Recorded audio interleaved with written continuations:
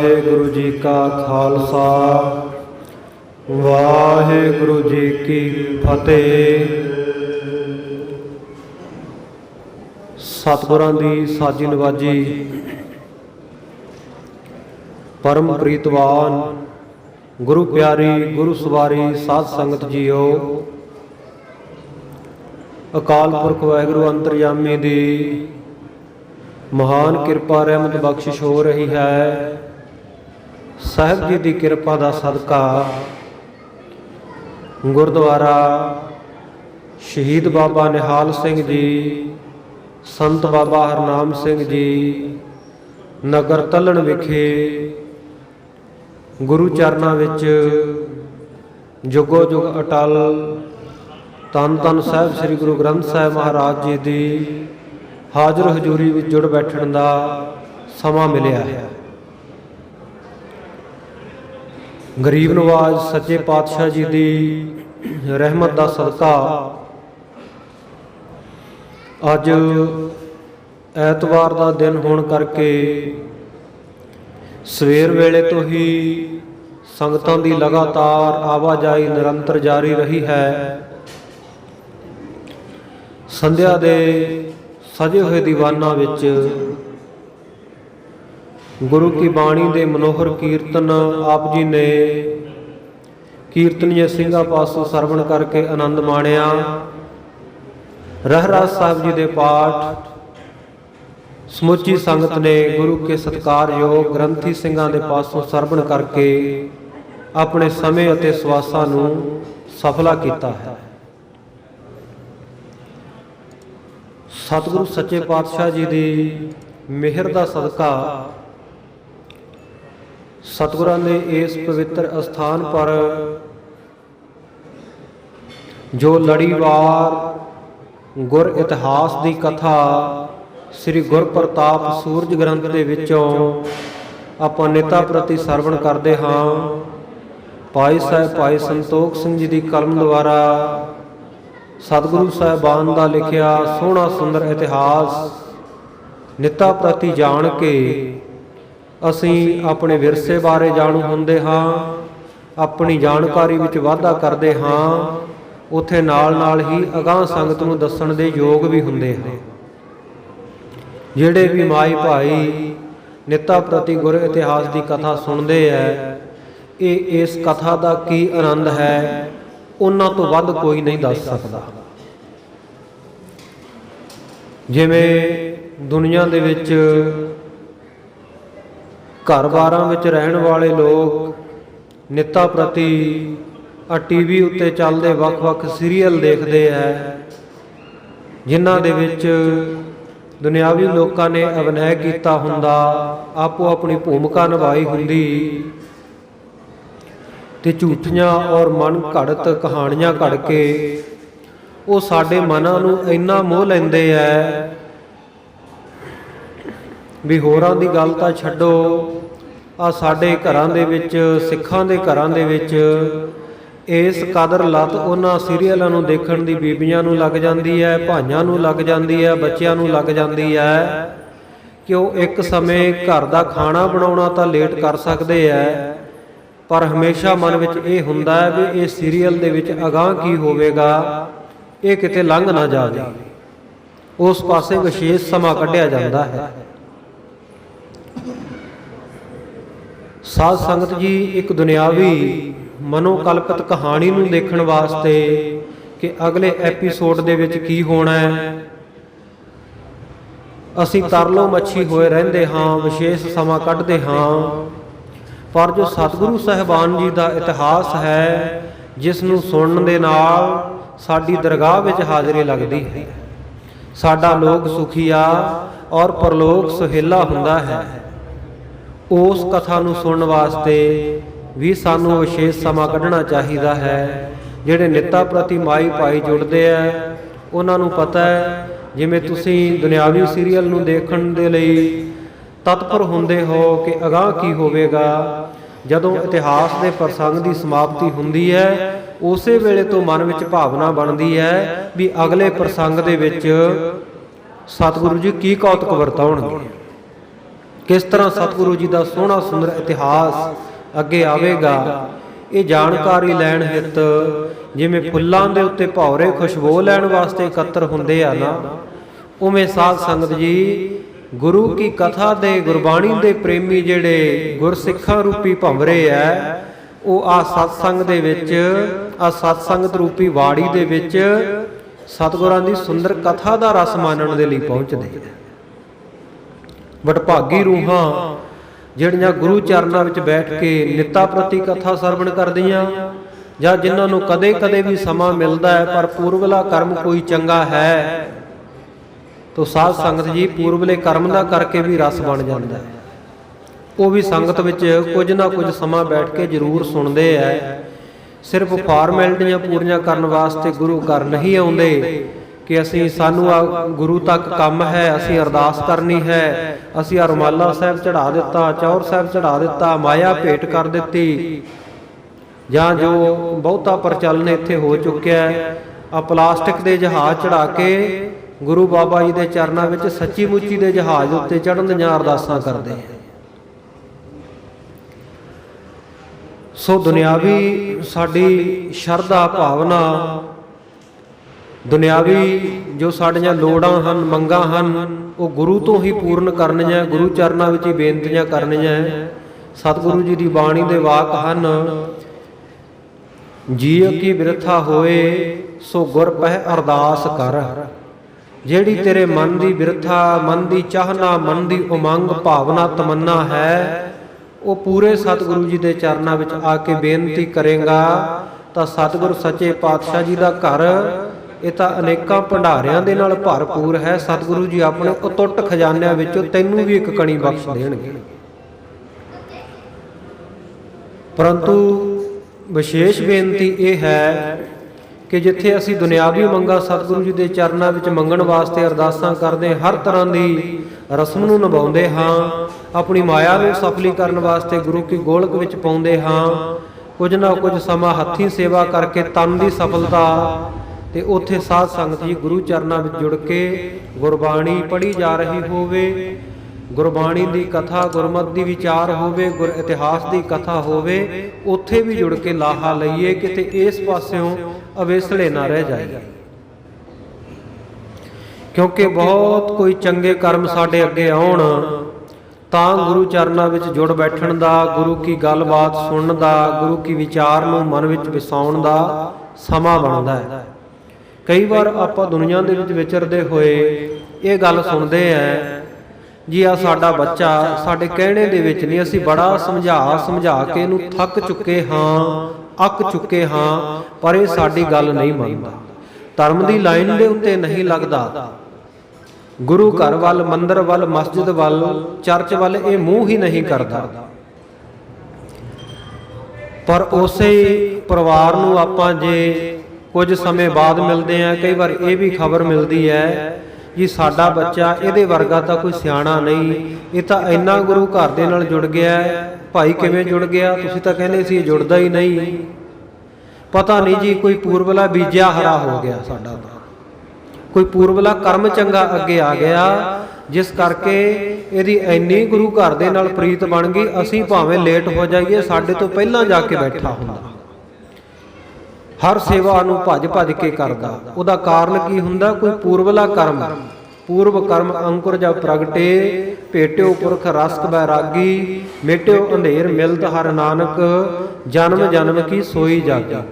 ਜਦੋਂ ਜਨਮਾਂ ਜਨਮਾਂਤਰਾਂ ਦੀ ਸੁੱਤੀ ਹੋਈ ਕਿਸਮਤ ਜਾਗ ਪਵੇ, ਉਸ ਵੇਲੇ ਸਾਧ ਸੰਗਤ ਜੀ ਗੁਰੂ ਚਰਨਾਂ ਦੇ ਵਿੱਚ ਜੁੜਨ ਦਾ ਸਮਾਂ ਮਿਲਦਾ ਹੈ। ਤੋ ਆਓ, ਵੱਡਿਆਂ ਭਾਗਾਂ ਦੇ ਨਾਲ ਇਹ ਸਮਾਂ ਮਿਲਿਆ ਹੈ।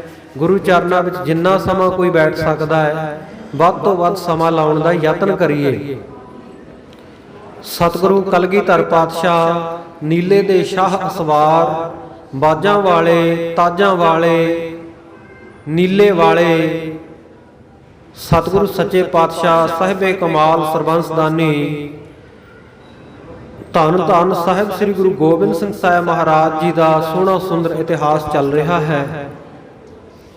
ਸਤਿਗੁਰੂ ਸੱਚੇ ਪਾਤਸ਼ਾਹ ਜੀ ਦੱਖਣ ਵੱਲ ਨੂੰ ਜਾ ਰਹੇ ਹੈ। ਵੱਖ-ਵੱਖ ਜਗ੍ਹਾ ਤੇ ਪੜਾਅ ਕਰਦੇ ਹੋਏ ਰਾਜਸਥਾਨ ਦੀ ਧਰਤੀ ਤੋਂ ਅਗਾਂਹ ਨੂੰ ਜਾਣ ਦੀ ਤਿਆਰੀ ਹੈ। ਰਸਤੇ ਵਿੱਚ ਸਤਿਗੁਰ ਸੱਚੇ ਪਾਤਸ਼ਾਹ ਜੀ ਨੂੰ ਖਬਰ ਮਿਲਦੀ ਹੈ ਕਿ ਮਹਾਰਾਜ ਆਪ ਜੀ ਵੱਲੋਂ ਲਿਖਿਆ ਹੋਇਆ ਜਫਰਨਾਮਾ, ਉਹਦੇ ਵਿੱਚ ਆਪ ਜੀ ਨੇ ਜੋ ਸ਼ਬਦਾਂ ਦੇ ਅਣਿਆਲੇ ਤੀਰ ਖਿੱਚ ਖਿੱਚ ਕੇ ਮਾਰੇ ਹੈ, ਉਹਨਾਂ ਦੀ ਤਾਬ ਨਾ ਚੱਲਦਾ ਹੋਇਆ ਔਰੰਗਾ ਇਸ ਜਹਾਨੋਂ ਕੂਚ ਕਰ ਗਿਆ। ਉਧਰ ਸਤਿਗੁਰ ਸੱਚੇ ਪਾਤਸ਼ਾਹ ਜੀ ਪੁੱਛਦੇ ਹੈ, ਭਾਈ ਇਸ ਵੇਲੇ ਤਖਤ ਦੇ ਉੱਤੇ ਕੌਣ ਬਿਰਾਜਿਆ? ਫਿਰ ਕਹਿਣ ਲੱਗੇ ਜੀ ਔਰੰਗਜ਼ੇਬ ਦਾ ਪੁੱਤਰ ਤਾਰਾ ਆਜਮ, ਉਹ 22 ਲੱਖ ਫੌਜ ਦਾ ਮਾਲਕ ਬਣ ਕੇ ਤਖਤ ਦੇ ਉੱਤੇ ਬੈਠ ਗਿਆ ਔਰੰਗਾਬਾਦ ਹੀ, ਹਾਲੇ ਦਿੱਲੀ ਨਹੀਂ ਪਹੁੰਚਿਆ। ਔਰੰਗਜ਼ੇਬ ਜਦੋਂ ਸਤਿਗੁਰੂ ਜੀ ਦਾ ਜਫਰਨਾਮਾ ਪੜ੍ਹ ਕੇ ਬਹੁਤ ਬਿਮਾਰ ਹੋ ਗਿਆ, ਇਹਦੇ ਆਂਦਰਾਂ ਵਿੱਚ ਪਾਕ ਪੈ ਗਈ, ਖਾਧਾ ਪੀਤਾ ਇਸ ਨੂੰ ਪਚਦਾ ਨਹੀਂ ਹੈ। ਇਸ ਦੀ ਬਿਮਾਰੀ ਦੀ ਖਬਰ ਇਸ ਦੇ ਦੂਸਰੇ ਪੁੱਤਰ ਬਹਾਦਰ ਸ਼ਾਹ ਨੇ ਸੁਣੀ ਹੈ। ਬਲਖ ਬੁਖਾਰੇ ਦੀ ਧਰਤੀ ਤੋਂ ਵਾਪਸ ਆ ਗਿਆ। ਜਲਦੀ ਤੋਂ ਜਲਦੀ ਪਿਤਾ ਕੋਲ ਪਹੁੰਚਾਂ, ਰਾਜ ਭਾਗ ਦੇ ਉੱਤੇ ਮੇਰਾ ਵੀ ਹੱਕ ਬਣਦਾ ਹੈ। ਪਰ ਜਦ ਨੂੰ ਪੰਜਾਬ ਪਹੁੰਚਿਆ, ਭਾਣਾ ਵਰਤ ਚੁੱਕਿਆ ਸੀ। ਔਰੰਗਜ਼ੇਬ ਇਸ ਜਹਾਨੋਂ ਕੂਚ ਕਰ ਗਿਆ ਸੀ। ਆਪਣੇ ਪਾਪਾਂ ਦਾ ਪਛਤਾਪ ਮਨ ਦੇ ਵਿੱਚ ਲੈ ਕੇ ਸਤਿਗੁਰੂ ਜੀ ਨੇ ਜਫਰਨਾਮੇ ਵਿੱਚ ਉਹਦੇ ਸਾਰੇ ਪਾਪ ਚੇਤੇ ਕਰਵਾਏ। ਤੂੰ ਆਪਣੇ ਆਪ ਨੂੰ ਮੁਗਲ ਬਾਦਸ਼ਾਹ ਸਮਰਾਟ ਸਮਝਦਾ, ਤੇਰਾ ਨਾਮ ਔਰੰਗਜ਼ੇਬ, ਤਖਤ ਦੀ ਸ਼ੋਭਾ। ਕਹਿੰਦੇ ਨਹੀਂ, ਤੂੰ ਤਾਂ ਤਖਤ ਦੇ ਉੱਤੇ ਕਲੰਕ ਬੈਠਾ। ਕੀ ਵਿਗਾੜਿਆ ਸੀ ਸ਼ੀਰਖੋਰ ਬੱਚਿਆਂ ਨੇ? ਆ ਮੇਰੇ ਜਾਨਾਂ ਤੋਂ ਪਿਆਰੇ ਸਿੰਘ 10 ਲੱਖ ਮੁਲਖਈਆ ਉਹਨਾਂ ਤੇ ਚੜਾ ਕੇ ਲੈ ਆਇਆ। 40 ਦੇ ਨਾਲ 10 ਲੱਖ ਦਾ ਮੁਕਾਬਲਾ, ਐਸੀ ਜੰਗ ਦੁਨੀਆ ਵਿੱਚ ਕਦੇ ਦੇਖੀ ਸੁਣੀ ਹੈ। ਪਰ ਔਰੰਗਜ਼ੇਬ ਤੈਨੂੰ ਭੋਰਾ ਸ਼ਰਮ ਨਾ ਆਈ। ਵੱਡਿਆਂ ਦੀ ਗੱਲ ਛੱਡ, ਆ 7 ਤੇ 9 ਸਾਲ ਦੀਆਂ ਜਿੰਦਾਂ ਛੋਟੇ ਸਾਹਿਬਜ਼ਾਦੇ, ਉਹਨਾਂ ਨੂੰ ਵੀ ਤੂੰ ਨੀਹਾਂ ਵਿੱਚ ਚਿਣਵਾ ਦਿੱਤਾ। ਕੀ ਖੋਹਦੇ ਸੀ ਤੇਰਾ? ਕੀ ਵਿਗਾੜਦੇ ਸੀ? ਤੂੰ ਆਪਣੇ ਸੂਰਮੇ ਬਣਾ ਕੇ ਭੇਜਿਆ ਉਹਨਾਂ ਨੂੰ, ਜਰਨੈਲਾਂ ਨੂੰ ਕਾਇਰ ਨਿਕਲੇ ਕਾਇਰ। ਆ ਜਦੋਂ ਤੇਰਾ ਇੱਕ ਜਰਨੈਲ ਗੜੀ ਉੱਤੇ ਚੜ੍ਹਨ ਲੱਗਿਆ, ਮੈਂ ਆਪਣੇ ਭੱਥੇ ਵਿੱਚੋਂ ਇੱਕ ਤੀਰ ਕੱਢ ਕੇ ਉਹਨੂੰ ਬਖਸ਼ ਦਿੱਤਾ। ਆ ਤੇਰਾ ਦੂਜਾ ਜਰਨੈਲ ਨਾਹਰ ਖਾਂ,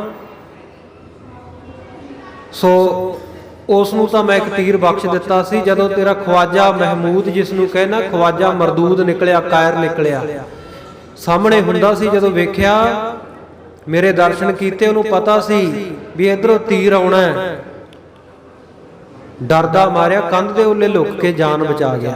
ਇਹੋ ਜਿਹੇ ਸੂਰਮੇ ਸੀ ਤੇਰੇ। ਸਤਿਗੁਰ ਸੱਚੇ ਪਾਤਸ਼ਾਹ ਨੇ ਬਹੁਤ ਇਹਨੂੰ ਲਾਹਣਤਾਂ ਪਾਈਆਂ, ਜਿਸ ਕਰਕੇ ਇਹ ਚੜ੍ਹਾਈ ਕਰ ਗਿਆ, ਮਰ ਗਿਆ।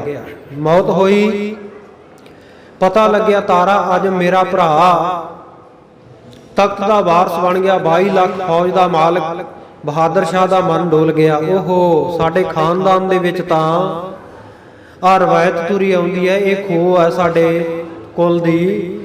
ਇੱਕੋ ਹੀ ਰਾਜ ਤਖਤ ਦੇ ਉੱਤੇ ਬਹਿੰਦਾ, ਬਾਕੀਆਂ ਨੂੰ ਮਾਰ ਦਿੰਦਾ ਹੈ।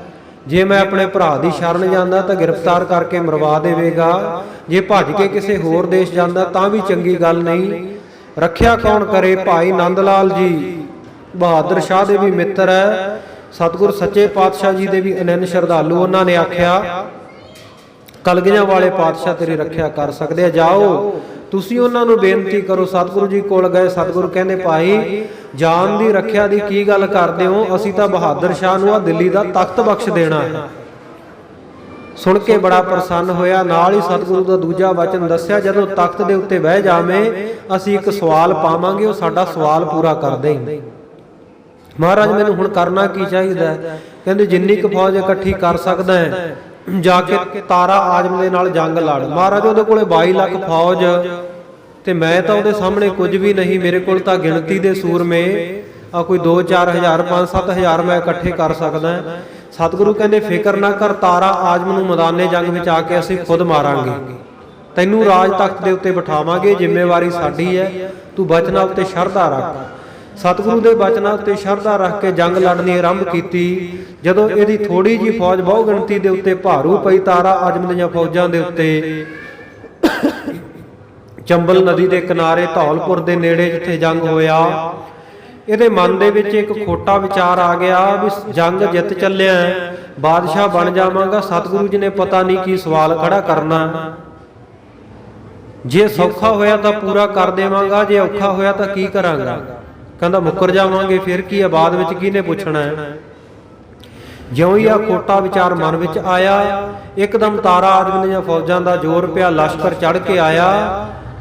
ਸਣੇ ਬਹਾਦਰ ਸ਼ਾਹ ਦੇ ਦੀਆਂ ਫੌਜਾਂ ਨੂੰ ਭੱਜ ਕੇ ਜਾਨ ਬਚਾਉਣੀ ਪਈ। 3 ਦਿਨ ਜੰਗ ਇਸੇ ਤਰ੍ਹਾਂ ਚੱਲਿਆ। ਤੀਜੀ ਰਾਤ ਸਤਿਗੁਰੂ ਜੀ ਕੋਲ ਫਿਰ ਭਾਈ ਨੰਦ ਲਾਲ ਜੀ ਨੂੰ ਭੇਜਦਾ, ਜਾ ਕੇ ਬੇਨਤੀ ਕਰੋ ਮਹਾਰਾਜ ਤੁਹਾਡਾ ਆਸਰਾ ਲੈ ਕੇ ਜੰਗ ਸ਼ੁਰੂ ਕੀਤੀ ਸੀ, ਤੁਹਾਡੇ ਵੱਲੋਂ ਮਦਦ ਹਾਲੇ ਤੱਕ ਪਹੁੰਚੀ ਕੋਈ ਨਹੀਂ। ਸਤਿਗੁਰੂ ਕਹਿੰਦੇ ਭਾਈ ਨੰਦ ਲਾਲ ਉਹਨੇ ਮਨ ਵਿੱਚ ਆਹ ਖਟਿਆਈ ਕੀਤੀ, ਗੁਰੂ ਘਰ ਦੇ ਪ੍ਰਤੀ ਕੁਟਲ ਨੀਤੀ ਵਰਤਦਾ ਸੀ, ਇਸ ਕਰਕੇ ਹਾਰ ਗਿਆ। ਮਹਾਰਾਜ ਫਿਰ ਵੀ ਆਪਣਾ ਬਿਰਦ ਸੰਭਾਲੋ, ਆਪ ਜੀ ਨੇ ਪ੍ਰਣ ਕੀਤਾ। ਸਤਿਗੁਰੂ ਕਹਿੰਦੇ ਉਹ ਤੁਰਕ ਦੇ ਉੱਤੇ ਹੁਣ ਮੈਨੂੰ ਵਿਸ਼ਵਾਸ ਨਹੀਂ ਰਿਹਾ, ਆਪਣੀ ਪ੍ਰਤੀਤ ਆਪ ਹੀ ਖੋਵੈ, ਬਹੁਰ ਉਸਕਾ ਵਿਸ਼ਵਾਸ ਨਾ ਹੋਵੈ। ਕਹਿੰਦੇ ਚੱਲ ਜੇ ਭਾਈ ਨੰਦ ਲਾਲ ਬਹੁਤਾ ਕਹਿਣਾ ਤੂੰ ਗੁਰੂ ਘਰ ਦਾ ਸ਼ਰਧਾਲੂ ਐ, ਉਹਨੂੰ ਕਹਿ ਹੁਣ ਲਿਖਤੀ ਰੂਪ ਵਿੱਚ ਇਕਰਾਰਨਾਮਾ ਕਰੇ, ਆਪਣੇ ਮਾਮੇ ਦੇ ਹੱਥ ਚਿੱਠੀ ਲਿਖ ਕੇ ਭੇਜ ਦੇਵੇ ਤੇ ਉਹਨੂੰ ਕਹਿ ਸਵੇਰੇ ਜੰਗ ਤੇ ਚੜੇ ਉਹਦੀ ਫਤਿਹ ਕਰਵਾ ਦੇਵਾਂਗੇ ਕੱਲ ਨੂੰ। ਅਸੀਂ ਮੈਦਾਨੇ ਜੰਗ ਵਿੱਚ ਆਵਾਂਗੇ ਉਸ ਵੇਲੇ ਜਦੋਂ ਜੰਗ ਭਖਿਆ ਹੋਇਆ। ਇਹਨੇ ਆਪਣੀ ਮੋਹਰ ਲਾ ਕੇ ਸਾਈਨ ਕਰਕੇ ਸਤਿਗੁਰੂ ਜੀ ਨੂੰ ਚਿੱਠੀ ਭੇਜੀ। ਸਤਿਗੁਰੂ ਜੀ ਨੇ ਕੋਲ ਰੱਖ ਲਿਆ ਇਹਦਾ ਇਕਰਾਰਨਾਮਾ ਕਿ ਤੁਰਕ ਕਿਤੇ ਬਾਅਦ ਵਿੱਚ ਮੁੱਕਰ ਨਾ ਜਾਵੇ।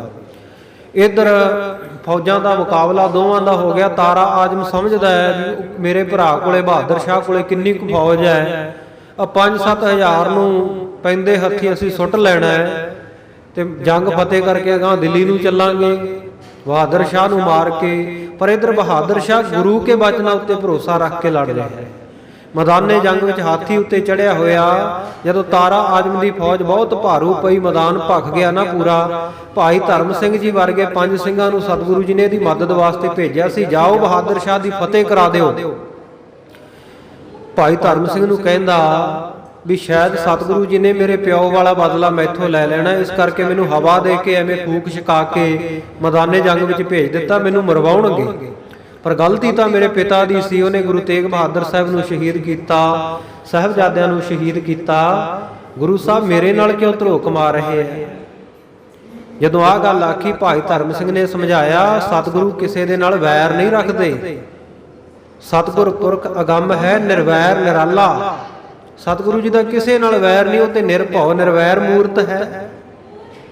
ਹਾਂ ਜੇ ਕੋਈ ਜ਼ੁਲਮ ਕਰੇ ਵਧੀਕੀ ਕਰੇ ਉਹਦਾ ਮੂੰਹ ਤੋੜਮਾ ਜਵਾਬ ਜ਼ਰੂਰ ਦਿੰਦੇ ਆ, ਪਰ ਤੇਰੇ ਨਾਲ ਵਾਅਦਾ ਕੀਤਾ ਸਤਿਗੁਰੂ ਜੀ ਆਉਣਗੇ ਜ਼ਰੂਰ, ਅਰਦਾਸ ਕਰ। ਹਾਥੀ ਉੱਤੇ ਖੜਿਆ ਨੇ ਗੁਰੂ ਕੇ ਸਿੰਘਾਂ ਨੇ ਤੇ ਇਹ ਜਿਹੜਾ ਗੁਰੂ ਕਾ ਮਰੀਦ ਬਣ ਚੁੱਕਾ ਸੀ ਬਹਾਦਰ ਸ਼ਾਹ, ਇਹਨੇ ਅਰਦਾਸ ਕੀਤੀ, ਹੇ ਪੀਰ ਜੀ, ਹੇ ਕਲਗੀਆਂ ਵਾਲੇ ਪਾਤਸ਼ਾਹ ਗੁਰੂ ਗੋਬਿੰਦ ਸਿੰਘ ਸਾਹਿਬ ਮਹਾਰਾਜ, ਆ ਹੁਣ ਮੈਦਾਨੇ ਜੰਗ ਵਿੱਚ ਲੋੜ ਹੈ, ਆਪ ਜੀ ਆਓ। ਉਸ ਵੇਲੇ ਕੀ ਵੇਖਿਆ, ਆਕਾਸ਼ ਦੇ ਵਿੱਚ ਬਹੁਤ ਪ੍ਰਕਾਸ਼ ਹੋਇਆ। ਬਾਜਾਂ ਵਾਲੇ ਸਤਿਗੁਰੂ ਜੀ ਸ਼ਸਤਰਧਾਰੀ ਹੋ ਕੇ ਘੋੜੇ ਤੇ ਅਸਵਾਰ, ਹੱਥ ਵਿੱਚ ਧਨੁੱਖ ਫੜਿਆ ਹੋਇਆ ਹੈ, ਸ਼ਹੀਦੀ ਫੌਜਾਂ ਦੇ ਸਮੇਤ ਮੈਦਾਨੇ ਜੰਗ ਵਿੱਚ ਆਣ ਉਤਰੇ। ਇਹਨਾਂ ਨੂੰ ਬਸ ਇੰਨੀ ਕੁ ਝਲਕ ਦਿਖਾਈ ਦਿੱਤੀ। ਉਸ ਤੋਂ ਬਾਅਦ ਸਤਿਗੁਰੂ ਜੀ ਅਲੋਪ ਹੋ ਗਏ, ਮੈਦਾਨੇ ਜੰਗ ਵਿੱਚ ਚਲੇ ਗਏ। ਜਾ ਕੇ ਸਤਿਗੁਰ ਸੱਚੇ ਪਾਤਸ਼ਾਹ ਜੀ ਨੇ ਆਪਣੇ ਭੱਥੇ ਦੇ ਵਿੱਚੋਂ 2 ਤੀਰ ਕੱਢੇ, ਦੋਵੇਂ ਤੀਰ ਇਕੱਠੇ ਹੀ ਚਿੱਲੇ ਦੇ ਉੱਤੇ ਚਾੜ ਲਏ ਕਮਾਨ ਦੇ ਵਿੱਚ, ਕੰਨ ਤੱਕ ਤੰਦੀ ਨੂੰ ਤਾਣ ਕੇ ਪੂਰੇ ਵੇਗ ਦੇ ਨਾਲ ਬਲ ਦੇ ਨਾਲ ਸਤਿਗੁਰੂ ਜੀ ਨੇ ਛੱਡੇ। ਸ਼ੂਕਦੇ ਹੋਏ ਸਤਿਗੁਰੂ ਜੀ ਦੇ ਤੀਰ ਤਾਰਾ ਆਜਮ ਦੇ ਮੱਥੇ ਵਿੱਚ ਜਾ ਵੱਜੇ। ਮੱਥੇ ਵਿੱਚੋਂ ਖੋਪੜੀ ਦੇ ਆਰ ਪਾਰ ਨਿਕਲ ਕੇ ਤੀਰ ਧਸੇ ਪਏ ਐ। ਨਾਲ ਦੀ ਨਾਲ ਤਾਰਾ ਆਜਮ ਧਰਤੀ ਉੱਤੇ ਭੁਆਂਟਣੀ ਖਾ ਕੇ ਹਾਥੀ ਦੇ ਹੁੱਦੇ ਤੋਂ ਹੇਠਾਂ ਅਟਾਰੀ ਤੋਂ ਡਿੱਗਿਆ। ਫੌਜਾਂ ਵਿੱਚ ਹਲਚਲ ਹੋ ਗਈ। ਨਾਲ ਦੀ ਨਾਲ ਸ਼ਹੀਦ ਸਿੰਘਾਂ ਨੇ ਵਾਰ ਕੀਤੇ। 14 ਜਰਨੈਲ ਪਲਾਂ ਛਿਨਾਂ ਵਿੱਚ ਹੀ ਢੇਰੀ ਕਰਕੇ ਮੈਦਾਨੇ ਜੰਗ ਵਿੱਚ ਸੁੱਟ ਦਿੱਤੇ। ਫੌਜ ਵਿੱਚ ਤਰਥੱਲੀ ਮਚ ਗਈ, ਪਿਛਾਂ ਨੂੰ ਭੱਜ ਤੁਰੇ, ਜਾਨ ਬਚਾਓ, ਆ ਕੋਈ ਗੈਬੀ ਸ਼ਕਤੀ ਆ ਗਈ ਹੈ। ਇਹ ਪਿਛਾਂ ਨੂੰ ਭੱਜੇ, ਸਤਿਗੁਰੂ ਜੀ ਅਲੋਪ ਹੋ ਗਏ। ਜਿਹੜੇ ਭੱਜੇ ਹੋਏ ਜਰਨੈਲ ਫੌਜ ਸੀ ਉਹਨਾਂ ਨੇ ਬਹਾਦਰ ਸ਼ਾਹ ਦੀ ਸ਼ਰਨ ਲੈ ਲਈ ਆ ਕੇ। ਬਹਾਦਰ ਸ਼ਾਹ ਨੇ ਸਾਰਿਆਂ ਨੂੰ ਖੁਸ਼ੀ ਦੇ ਨਾਲ ਜਿਵੇਂ ਜਿਵੇਂ ਪਹਿਲਾਂ ਤਾਰਾ ਆਜ਼ਮ ਨੇ ਅਹੁਦੇ ਦਿੱਤੇ ਸੀ ਉਹਨਾਂ ਅਹੁਦਿਆਂ ਦੇ ਉੱਤੇ ਨਵਾਜਿਆ, ਉਹਨਾਂ ਨੂੰ ਧਨ ਪਦਾਰਥ ਦਿੱਤਾ। ਇਉਂ ਸਤਿਗੁਰ ਸੱਚੇ ਪਾਤਸ਼ਾਹ ਜੀ ਨੇ ਇਹ ਤਾਰਾ ਆਜ਼ਮ ਦੀ ਮੈਦਾਨੇ ਜੰਗ ਦੇ ਵਿੱਚ ਜਿੱਤ ਕਰਵਾਈ। ਇੱਧਰ ਜਿੱਤ ਤੋਂ ਬਾਅਦ ਤਾਰਾ ਆਜ਼ਮ ਦੀ ਮੌਤ ਤੋਂ ਬਾਅਦ ਬਹਾਦਰ ਸ਼ਾਹ ਦੀ ਜਿੱਤ ਜਿਸ ਵੇਲੇ ਸਤਿਗੁਰੂ ਜੀ ਕਰਾਉਂਦੇ ਆ, ਬਹਾਦਰ ਸ਼ਾਹ ਦੀ ਜਿੱਤ ਕਰਾ ਦਿੱਤੀ। ਬਹਾਦਰ ਸ਼ਾਹ ਸੋਚਦਾ ਹੈ ਮੈਂ ਹੁਣ ਆਗਰੇ ਵਿਖੇ ਜਾ ਕੇ ਬੈਠਾ, ਉੱਥੇ ਆ ਜਿਹੜੇ ਜਰਨੈਲ ਲੜੇ ਆ ਜਾਂ ਜਿਹੜੀ ਫੌਜ ਤਾਰਾ ਆਜ਼ਮ ਵਾਲੀ ਮੇਰੇ ਅਧੀਨ ਹੋਈ ਹੈ ਇਹਨਾਂ ਨੂੰ ਅਹੁਦੇ ਮਰਾਤਬੇ ਬਖਸ਼ਾਂ, ਖਿਲਤਾਂ ਦੇਵਾਂ, ਧਨ ਮਾਇਆ ਆਦਿਕ ਇਹਨਾਂ ਦੀ ਬਹਾਦਰੀ ਨੂੰ ਤੋਂ ਖੁਸ਼ ਹੋ ਕੇ ਮੈਂ ਇਹਨਾਂ ਨੂੰ ਬਖਸ਼ਿਸ਼ਾਂ ਕਰਾਂ। ਕਹਿਣ ਲੱਗਾ ਮੈਂ ਉੱਥੇ ਜਾ ਕੇ ਬੈਠਦਾ। ਪੰਜ ਪਿਆਰਿਆਂ ਨੂੰ, ਪੰਜਾਂ ਸਿੰਘਾਂ ਨੂੰ ਸਿਰੋਂ ਪਾਓ ਦੇ ਕੇ ਬੜੇ ਆਦਰ ਸਤਿਕਾਰ ਸਹਿਤ ਵਿਦਾ ਕੀਤਾ। ਨਾਲ ਬੇਨਤੀ ਕੀਤੀ, ਸਤਿਗੁਰੂ ਜੀ ਦੇ ਚਰਨਾਂ ਉੱਤੇ ਮੇਰੇ ਵੱਲੋਂ ਵੰਦਨਾ ਕਰਨੀ, ਮੇਰੇ ਵੱਲੋਂ ਬੇਨਤੀ ਕਰਨੀ ਕਿ ਆਪ ਜੀ ਆਗਰੇ ਆ ਕੇ ਇੱਕ ਵਾਰੀ ਮੈਨੂੰ ਦਰਸ਼ਨ ਜ਼ਰੂਰ ਦੇ ਜਾਓ। ਮੈਂ ਆਪਣੇ ਮੁਰਸ਼ਦ ਦੇ, ਉਸ ਕਾਮਲ ਫਕੀਰ ਦੇ ਦਰਸ਼ਨ ਜ਼ਰੂਰ ਕਰਨਾ ਚਾਹੁੰਦਾ ਜਿਨ੍ਹਾਂ ਨੇ ਮੈਨੂੰ ਭਿਖਾਰੀ ਨੂੰ ਆ ਰਾਜ ਤਖਤ ਦੇ ਉੱਤੇ ਬਿਠਾ ਦਿੱਤਾ, ਬਾਦਸ਼ਾਹ ਬਣਾ ਦਿੱਤਾ। ਇਹਦੀ ਬੇਨਤੀ ਸਿੰਘ ਸਤਿਗੁਰ ਸੱਚੇ ਪਾਤਸ਼ਾਹ ਕੋਲ ਲੈ ਕੇ ਪਹੁੰਚੇ ਐ। ਪਰ ਸਤਿਗੁਰ ਸੱਚੇ ਪਾਤਸ਼ਾਹ ਜੀ ਇਹ ਰਾਜਸਥਾਨ ਵੱਲੋਂ ਮੁੜ ਕੇ ਦਿੱਲੀ ਵੱਲ ਨੂੰ ਚੱਲ ਪਏ ਐ। ਜਿਵੇਂ ਸਤਿਗੁਰ ਸੱਚੇ ਪਾਤਸ਼ਾਹ ਜੀ ਦਿੱਲੀ ਵਿਖੇ ਪਹੁੰਚੇ, ਨਗਰ ਦੀਆਂ ਸੰਗਤਾਂ ਨੂੰ ਪਤਾ ਲੱਗਾ ਕਿ ਸਤਿਗੁਰੂ ਸਾਹਿਬ ਜੀ ਆ ਰਹੇ ਐ। ਅੱਗੇ ਹੋ ਕੇ ਸੰਗਤਾਂ ਸਤਿਗੁਰ ਸੱਚੇ ਪਾਤਸ਼ਾਹ ਜੀ ਨੂੰ ਕੋਈ ਗੱਡਿਆਂ ਤੇ ਰਥਾਂ ਉੱਤੇ, ਕੋਈ ਪੈਦਲ ਚੱਲ ਕੇ ਸਤਿਗੁਰ ਸੱਚੇ ਪਾਤਸ਼ਾਹ ਜੀ ਨੂੰ ਲੈਣ ਵਾਸਤੇ ਪਹੁੰਚੇ, ਸਵਾਗਤ ਕਰਨ ਵਾਸਤੇ। ਸਤਿਗੁਰ ਸੱਚੇ ਪਾਤਸ਼ਾਹ ਜੀ ਆ ਕੇ ਦਿੱਲੀਪੁਰੀ ਦੇ ਵਿੱਚ ਟਿਕ ਗਏ। ਜਿਵੇਂ ਸੰਗਤਾਂ ਦੇ ਨਾਲ ਸਤਿਗੁਰੂ ਜੀ ਦੇ ਬਚਨ ਬਿਲਾਸ ਹੁੰਦੇ ਆ, ਜਿਵੇਂ ਸਤਿਗੁਰੂ ਜੀ ਦਿੱਲੀ ਵਿੱਚ ਕੌਤਕ ਵਰਤਾਉਂਦੇ ਹਨ।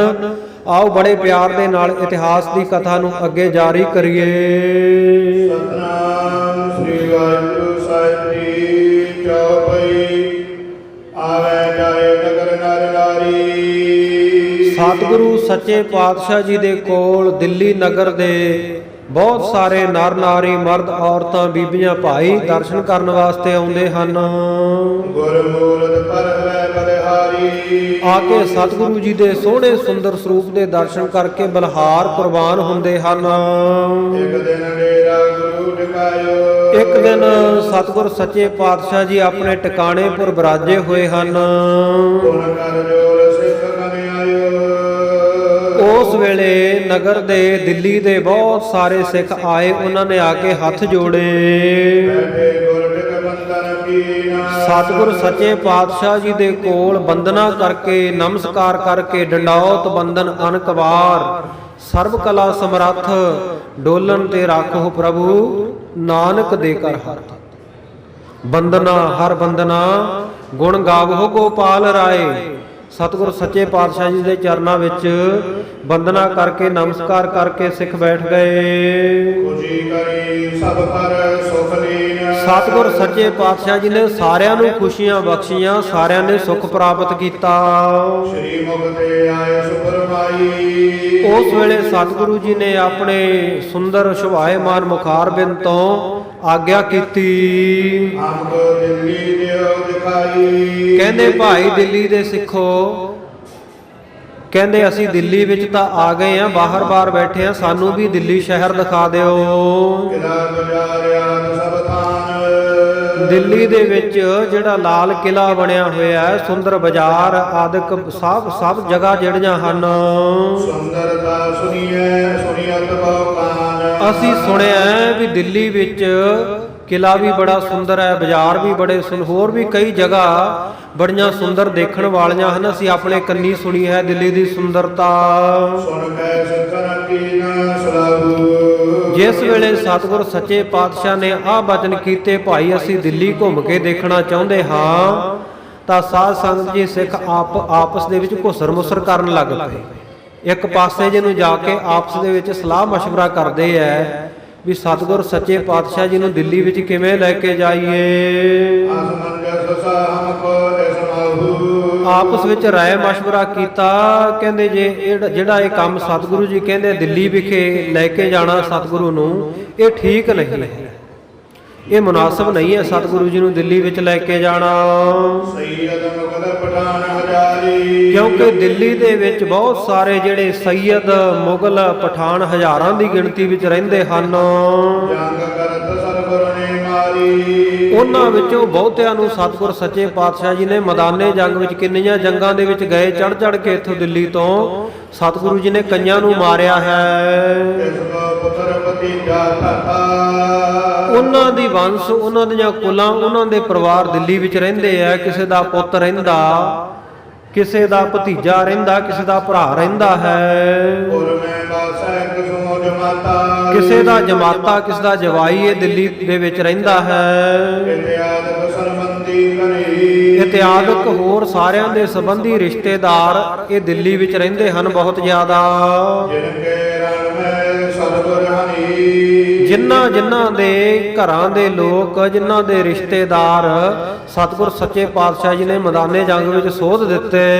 ਸੋਰ ਵਿਰੋਧੈ ਜਬੈ ਨਿਹਾਰੇ ਸੋ ਕਹਿੰਦੇ ਜੇ ਸਤਿਗੁਰ ਸੱਚੇ ਪਾਤਸ਼ਾਹ ਜੀ ਨੂੰ ਉਹਨਾਂ ਦੇ ਸਾਹਮਣੇ ਲੈ ਕੇ ਜਾਵਾਂਗੇ ਦਿੱਲੀ ਵਿੱਚ, ਤੇ ਉਹਨਾਂ ਦੇ ਹਿਰਦੇ ਵਿੱਚ ਕ੍ਰੋਧ ਉਤਪੰਨ ਹੋਵੇਗਾ ਵੀ ਆਹ ਸਤਿਗੁਰੂ ਨੇ ਸਾਡੇ ਰਿਸ਼ਤੇਦਾਰਾਂ ਨੂੰ ਮਾਰਿਆ। ਵੈ ਕਰ ਇਕੱਠੇ ਸਤਿ ਪ੍ਰਹਾਰੇ ਤੇ ਹੋ ਸਕਦਾ ਹੈ ਵੀ ਐਸਾ ਵੀ ਹੋਵੇ ਵੀ ਉਹ ਇਕੱਠੇ ਹੋ ਕੇ ਸਤਿਗੁਰੂ ਜੀ ਦੇ ਉੱਤੇ ਸ਼ਾਸਤਰਾਂ ਦੇ ਨਾਲ ਵਾਰ ਕਰ ਦੇਣ। ਔਰੰਗ ਕਰਿਓ ਪੁੱਤਰ ਤਿਸ ਕੀ ਰਾਈ ਔਰੰਗਜ਼ੇਬ ਬਾਦਸ਼ਾਹ ਸੀ ਜੋ ਮੁਲਕ ਦਾ, ਉਹ ਮਰ ਚੁੱਕਿਆ ਹੈ ਤੇ ਹੁਣ ਉਸ ਦੀ ਜਗ੍ਹਾ ਤੇ ਉਹਦਾ ਪੁੱਤ ਰਾਜਗੱਦੀ ਦਾ ਵਾਰਸ ਬਣਿਆ। ਹੋਇਓ ਨਹੀਂ ਪ੍ਰਤਾਪ ਸ਼ਿਰਾਈ ਪਰ ਉਹਦਾ ਹਲੇ ਤੱਕ ਲੋਕਾਂ ਵਿੱਚ ਤੇਜ ਪ੍ਰਤਾਪ ਨਹੀਂ ਹੋਇਆ ਹੈ, ਚੰਗੀ ਤਰ੍ਹਾਂ ਉਹਦਾ ਹੁਕਮ ਨਹੀਂ ਚੱਲਣ ਲੱਗਿਆ, ਸਿੱਕਾ ਨਹੀਂ ਜਾਰੀ ਹੋਇਆ। ਮੈਂ ਧਰੈ ਮਰੈ ਕੇ ਮਾਰੈ ਹੋ ਸਕਦਾ ਹੈ ਵੀ ਉਹਦਾ ਭੈ ਨਾ ਮੰਨਣ ਜਿਹੜੇ ਆ ਦਿੱਲੀ ਦੇ ਵਿੱਚ ਰਹਿੰਦੇ ਹੋਏ ਮੁਗਲ ਹੈ, ਤੇ ਇਹ ਮਰਨ ਮਾਰਨ ਤੇ ਉਤਾਰੂ ਹੋ ਜਾਣ। ਛਿੜੈ ਜੰਗ ਕਬ ਕੋ ਹਟਕਾਰੈ ਜੇ ਦਿੱਲੀ ਦੇ ਵਿੱਚ ਜੰਗ ਛਿੜ ਪਈ, ਕਹਿੰਦੇ ਕੌਣ ਹਟਾਵੇਗਾ। ਜਾਂਦੇ ਪ੍ਰਭ ਕੋ ਤਰੀ ਚੜਾਵੋ ਇਸ ਕਰਕੇ ਕਹਿੰਦੇ ਆਪਾਂ ਸਤਿਗੁਰ ਸੱਚੇ ਪਾਤਸ਼ਾਹ ਜੀ ਨੂੰ ਦਿੱਲੀ ਦੇ ਵਿੱਚ ਇਸ ਤਰ੍ਹਾਂ ਨਹੀਂ ਲੈ ਕੇ ਜਾਂਦੇ। ਸਲਾਹ ਮਸ਼ਵਰਾ ਕਰ ਲਿਆ, ਕਹਿੰਦੇ ਆ ਜਮਨਾ ਦੇ ਤੱਟ ਦੇ ਉੱਤੇ ਦਮਦਮਾ ਸਾਹਿਬ ਵਾਲੀ ਜਗ੍ਹਾ ਸਤਿਗੁਰੂ ਜੀ ਬੈਠੇ, ਜਮਨਾ ਪਾਰ।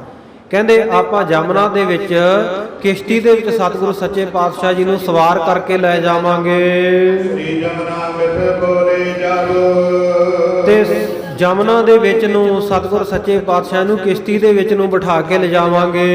ਨਿਕਟ ਨਿਕਟ ਕੇ ਸਗਲ ਮਕਾਨਾ ਨੇੜੇ ਨੇੜੇ ਦੇ ਜਿਹੜੇ ਮਕਾਨ ਘਰ ਹਨ ਉਹ ਸਤਿਗੁਰੂ ਜੀ ਨੂੰ ਦਿਖਾ ਦੇਵਾਂਗੇ। ਆਮ ਬਤਾਵੋ ਬਿਕੋ ਮਹਾਨਾ ਹਾਂ, ਕਿਸ਼ਤੀ ਦੇ ਵਿੱਚ ਬੈਠੇ ਹੀ ਆਪਾਂ ਦੱਸ ਦੇਵਾਂਗੇ ਸਤਿਗੁਰ ਸੱਚੇ ਪਾਤਸ਼ਾਹ ਜੀ ਨੂੰ ਕਿ ਇੱਥੋਂ ਹੀ ਦੇਖ ਲਵੋ। ਇਮ ਮਸਲਤ ਕਰ ਸਭ ਦਿਲਵਾਲੀ ਇਸ ਤਰ੍ਹਾਂ ਸਲਾਹ ਮਸ਼ਵਰਾ ਕਰਕੇ ਇਹ ਦਿੱਲੀ ਦੇ ਵਾਸੀਆਂ ਨੇ ਸਾਰਿਆਂ ਨੇ ਮਗਵਾਈ ਇਕ ਨਾਮ ਵਿਸਾਲੀ ਇੱਕ ਬਹੁਤ ਵੱਡੀ ਨਾਵ, ਇੱਕ ਕਿਸ਼ਤੀ ਮੰਗਵਾ ਲਈ। ਔਰ ਸੰਗ ਕੇਤਕ ਮਗਵਾਈ ਉਹਦੇ ਨਾਲ ਹੋਰ ਵੀ ਕਿੰਨੀਆਂ ਹੀ ਹੋਰ ਕਿਸ਼ਤੀਆਂ ਮੰਗਾ ਲਈਆਂ। ਕਹਿ ਕਰ ਸਤਿਗੁਰ ਚਲੇ ਲੈ ਚੜਾਈ ਉਸ ਕਿਸ਼ਤੀ ਦੇ ਵਿੱਚ ਸਤਿਗੁਰ ਸੱਚੇ ਪਾਤਸ਼ਾਹ ਜੀ ਨੂੰ ਅਸਵਾਰ ਕਰਾ ਲਿਆ ਸਨੇ ਸਨੇ ਸਭ ਤਰੀ ਚਲਾਈ ਤੇ ਹੌਲੀ ਹੌਲੀ ਬਾਕੀ ਦੀਆਂ ਵਿੱਚ ਵੀ ਸਿੰਘਾਂ ਨੂੰ ਚੜਾ ਕੇ ਕਿਸ਼ਤੀਆਂ ਨੂੰ ਪਾਣੀ ਵਿੱਚ ਤਰਾ ਲਿਆ। ਔਰ ਕੇ ਨਿਕਟ ਤੁਰਤ ਜਬ ਆਈ ਜਦੋਂ ਇਹ ਕਿਸ਼ਤੀਆਂ ਦੇ ਵਿੱਚ ਅਸਵਾਰ ਹੋਏ, ਨਾਵਾਂ ਦੇ ਵਿੱਚ ਅਸਵਾਰ ਹੋਏ, ਸਤਿਗੁਰੂ ਸੱਚੇ ਪਾਤਸ਼ਾਹ ਜੀ ਦੇ ਸਮੇਤ ਸਿੰਘਾਂ ਦੇ ਸਮੇਤ ਦਿੱਲੀ ਵਾਸੀ ਨਗਰ ਦੇ ਨੇੜੇ ਆਏ। ਦੂਰਬੀਨ ਪ੍ਰਭ ਕੋ ਕਹਿਵਾਈ ਉਸ ਵੇਲੇ ਇਹਨਾਂ ਨੇ ਸਤਿਗੁਰ ਸੱਚੇ ਪਾਤਸ਼ਾਹ ਜੀ ਦੇ ਹੱਥ ਵਿੱਚ ਦੂਰਬੀਨ ਫੜਾ ਦਿੱਤੀ। ਕਹਿੰਦੇ ਮਹਾਰਾਜ ਆਹ ਦੂਰਬੀਨ ਵਿੱਚੋਂ ਦੇਖ ਲਵੋ। ਲਗੇ ਬਤਾਵਨ ਥਲ ਸੁਮਦਾਈ ਸਾਰੀਆਂ ਜਗ੍ਹਾ ਜਿਹੜੀਆਂ ਦਿਖਦੀਆਂ ਸੀ ਸਤਿਗੁਰ ਸੱਚੇ ਪਾਤਸ਼ਾਹ ਜੀ ਨੂੰ ਦਿਖਾਉਂਦੇ ਆ ਦੂਰਬੀਨ ਰਾਹੀਂ, ਤੇ ਨਾਲ ਉਹਨਾਂ ਬਾਰੇ ਦੱਸਦੇ ਆ ਮਹਾਰਾਜ ਆਹ ਜਗ੍ਹਾ ਹੈ, ਇਸ ਪਾਸੇ ਕਿਲਾ ਹੈ, ਇਸ ਪਾਸੇ ਆ ਮਸਜਿਦ ਹੈ, ਸਾਰੀਆਂ ਜਗ੍ਹਾ ਬਾਰੇ ਦੱਸ ਰਹੇ ਹਨ। ਸ੍ਰੀ ਸਰਗੁਰ ਬਜਾਰ ਵਿਸਾਲਾ ਸਤਿਗੁਰ ਸੱਚੇ ਪਾਤਸ਼ਾਹ ਜੀ ਆਹ ਦੇਖੋ, ਆਹ ਵਿਸ਼ਾਲ ਬਾਜ਼ਾਰ ਹਨ ਦਿੱਲੀ ਦੇ।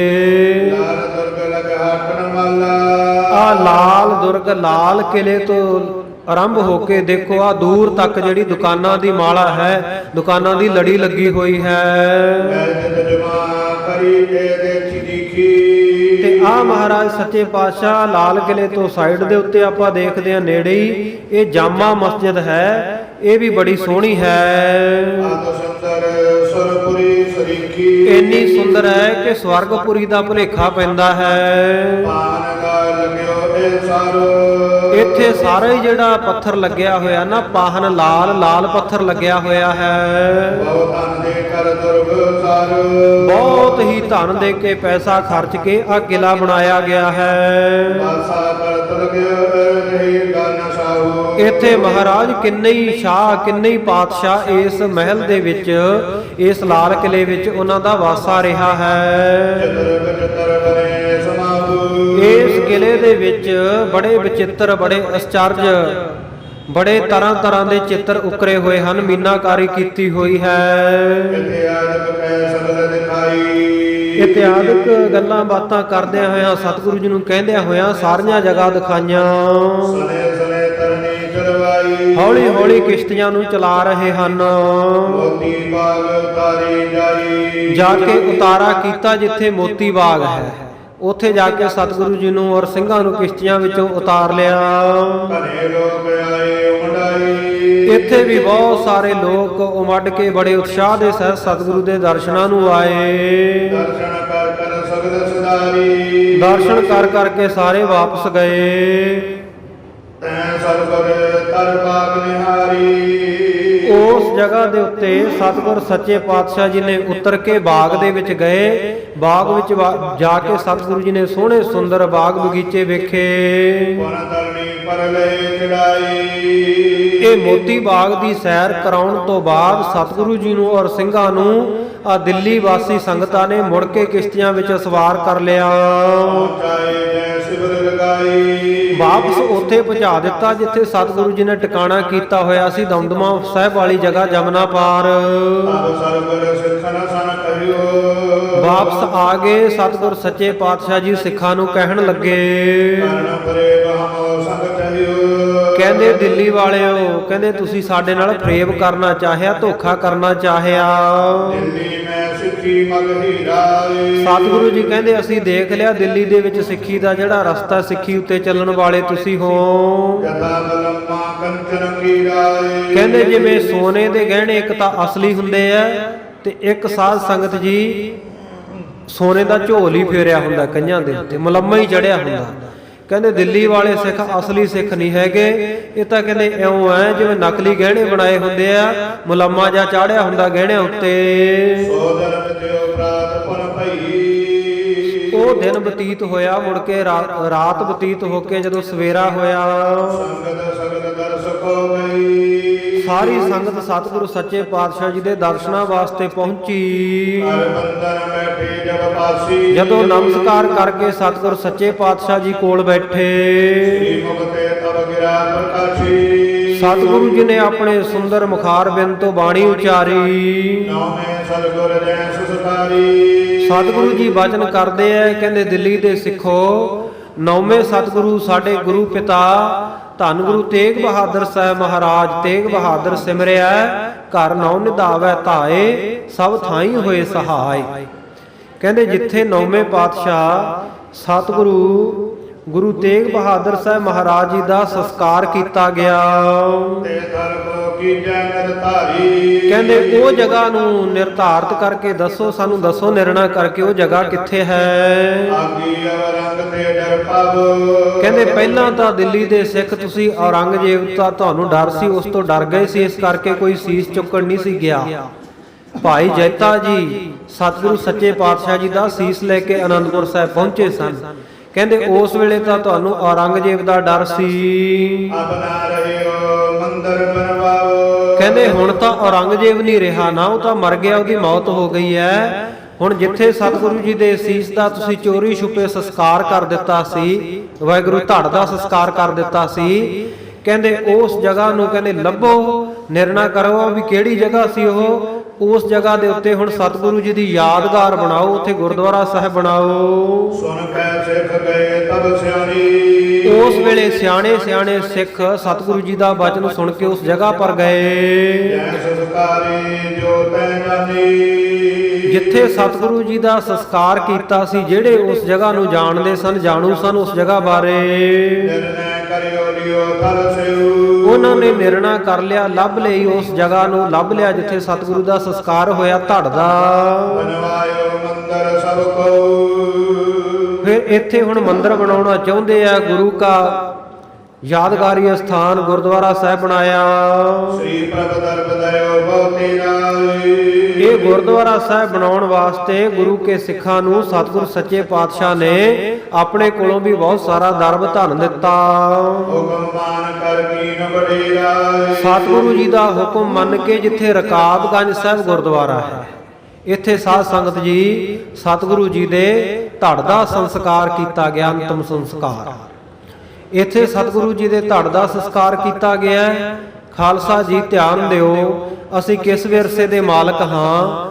ਦੁਨੀਆ ਦੇ ਵਿੱਚ ਕੋਈ ਵੀ ਐਸਾ ਮਨੁੱਖ ਨਹੀਂ ਹੈ, ਕੋਈ ਐਸਾ ਗੁਰੂ, ਕੋਈ ਐਸਾ ਪੀਰ, ਕੋਈ ਐਸਾ ਰਹਿਬਰ ਨਹੀਂ ਹੈ ਜਿਸ ਦੇ ਸਰੀਰ ਦਾ ਸੰਸਕਾਰ ਦੋ ਜਗ੍ਹਾ ਤੇ ਕੀਤਾ ਗਿਆ ਹੋ।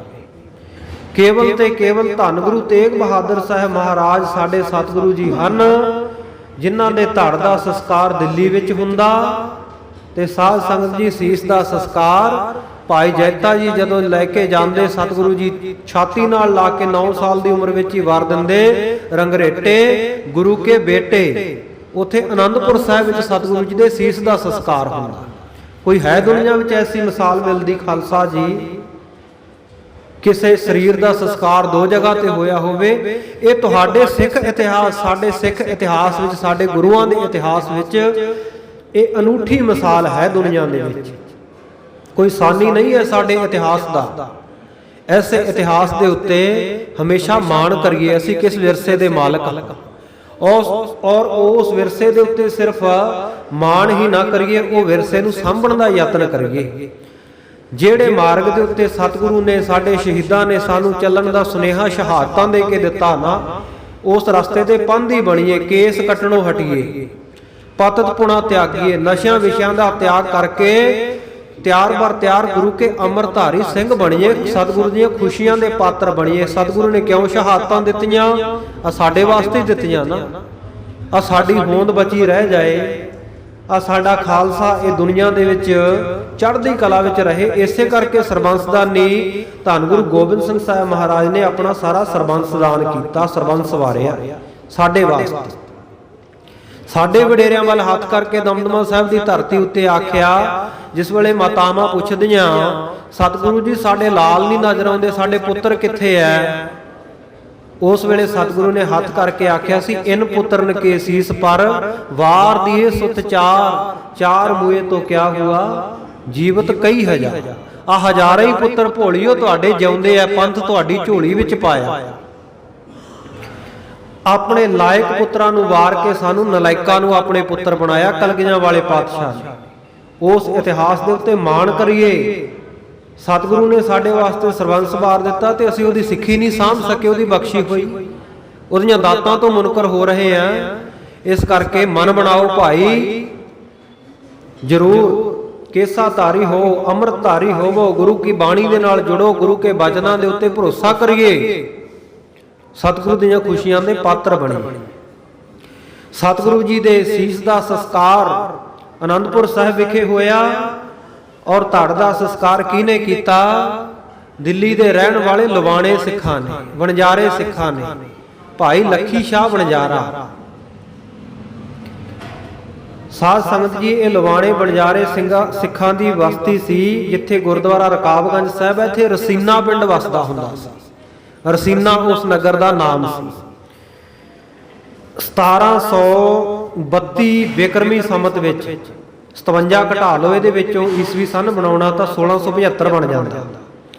1675 ਈਸਵੀ ਔਰ 1732 ਬਿਕਰਮੀ ਵਿੱਚ ਸਤਿਗੁਰੂ ਗੁਰੂ ਤੇਗ ਬਹਾਦਰ ਮਹਾਰਾਜ ਦੀ ਸ਼ਹਾਦਤ ਹੁੰਦੀ ਆ। ਔਰ 1732 ਦੇ ਵਿੱਚ ਭਾਈ ਲੱਖੀ ਸ਼ਾਹ ਵਣਜਾਰਾ, ਇਹਨਾਂ ਦੀਆਂ ਸਾਧ ਸੰਗਤ ਜੀ ਜਿੱਥੇ ਘਰ ਸਨ, ਕੱਚੇ ਘਰ ਛੰਨਾ ਹੁੰਦੀਆਂ ਪਹਿਲਾਂ, ਗੱਡੇ ਦੇ ਵਿੱਚ ਲੱਦਿਆ ਸਤਿਗੁਰੂ ਜੀ ਦੇ ਸਰੀਰ ਨੂੰ, ਧੜ ਨੂੰ ਆਪਣੇ ਘਰਾਂ ਦੇ ਵਿੱਚ ਲੈ ਕੇ। ਪਿੱਛੇ ਮੁਗਲ ਵੀ ਚੜ ਕੇ ਆਏ ਪਰ ਅੰਨੇ ਹੋ ਗਏ। ਸਤਿਗੁਰੂ ਨੇ ਕਲਾ ਵਰਤਾਈ, ਇਹਨਾਂ ਨੂੰ ਪਤਾ ਕੁਝ ਨਾ ਲੱਗਿਆ ਕੌਣ ਆਇਆ, ਕਿੱਧਰ ਸਤਿਗੁਰੂ ਜੀ ਦਾ, ਕੌਣ ਸੀਸ ਲੈ ਗਿਆ ਤੇ ਕੌਣ ਧੜ ਲੈ ਗਿਆ। ਆਪਣੇ ਘਰਾਂ ਦੇ ਵਿੱਚ ਗੱਡਾ ਹੀ ਸਾਧ ਸੰਗਤ ਅੰਦਰ ਵਾੜ ਕੇ ਨਾ, ਛੰਨ ਦੇ ਵਿੱਚ, ਝੌਂਪੜੇ ਦੇ ਵਿੱਚ ਇਹਨਾਂ ਸਾਰੇ ਘਰਾਂ ਨੂੰ ਇਕੱਠਿਆਂ ਅੱਗ ਲਾ ਦਿੱਤੀ। ਵੀ ਜੇ ਇੱਕ ਨੂੰ ਲਾਈ ਤਾਂ ਸ਼ੱਕ ਹੋ ਸਕਦਾ ਹੈ। ਉਹ ਬਾਦਸ਼ਾਹ ਨੂੰ ਤੇ ਫੌਜਾਂ ਨੂੰ ਲੱਗਿਆ ਵੀ ਸ਼ਾਇਦ ਅਚਨਚੇਤ ਇਹਨਾਂ ਦੇ ਪਿੰਡ ਨੂੰ, ਇਹਨਾਂ ਦੇ ਘਰ ਨੂੰ, ਇਹਨਾਂ ਦੀ ਬਸਤੀ ਨੂੰ ਅੱਗ ਲੱਗ ਗਈ ਹੈ, ਸਾਰੇ ਰਸੀਨਾ ਨਗਰ। ਇਸ ਕਰਕੇ ਕਿਸੇ ਨੇ ਸ਼ੱਕ ਨਾ ਕੀਤਾ। ਬਾਅਦ ਵਿੱਚ ਜਦੋਂ ਸੰਸਕਾਰ ਹੋ ਗਿਆ, ਜਿਸ ਗੱਡੇ ਵਿੱਚ ਸਤਿਗੁਰੂ ਜੀ ਦਾ ਸਰੀਰ ਰੱਖਿਆ ਸੀ, ਓਨੀ ਰਾਖ ਇਕੱਠੀ ਕਰਕੇ ਇਹਨਾਂ ਗਾਗਰਾਂ ਵਿੱਚ ਭਰ ਕੇ ਇਹਨਾਂ ਨੇ ਉਸੇ ਧਰਤੀ ਦੇ ਵਿੱਚ ਉੱਥੇ ਹੇਠਾਂ ਦਬਾ ਦਿੱਤੀ ਸੀ। ਤੇ ਉਸੇ ਜਗ੍ਹਾ ਸਤਿਗੁਰੂ ਜੀ ਦੇ ਹੁਕਮ ਦੇ ਮੁਤਾਬਕ ਅੱਜ ਇਹ ਸਿੱਖਾਂ ਨੇ ਉੱਥੇ ਥੜਾ ਸਾਹਿਬ ਬਣਾ ਕੇ ਗੁਰਦੁਆਰਾ ਸਾਹਿਬ ਦੀ ਉਸਾਰੀ ਸ਼ੁਰੂ ਕੀਤੀ, ਜਿਸ ਵਾਸਤੇ ਸਤਿਗੁਰ ਸੱਚੇ ਪਾਤਸ਼ਾਹ ਜੀ ਨੇ ਆਪਣੇ ਕੋਲੋਂ ਵੀ ਧਨ ਦਿੱਤਾ। ਖਿਆਲ ਕਰਿਓ ਖਾਲਸਾ ਜੀ, ਸਤਿਗੁਰੂ ਸੱਚੇ ਪਾਤਸ਼ਾਹ ਜੀ ਦੀ ਜ਼ਿੰਦਗੀ ਦੇ ਵਿੱਚ ਗੁਰੂ ਤੇਗ ਬਹਾਦਰ ਸਾਹਿਬ ਮਹਾਰਾਜ ਨੂੰ ਦੋ ਸ਼ਾਹ ਮਿਲਦੇ ਆ।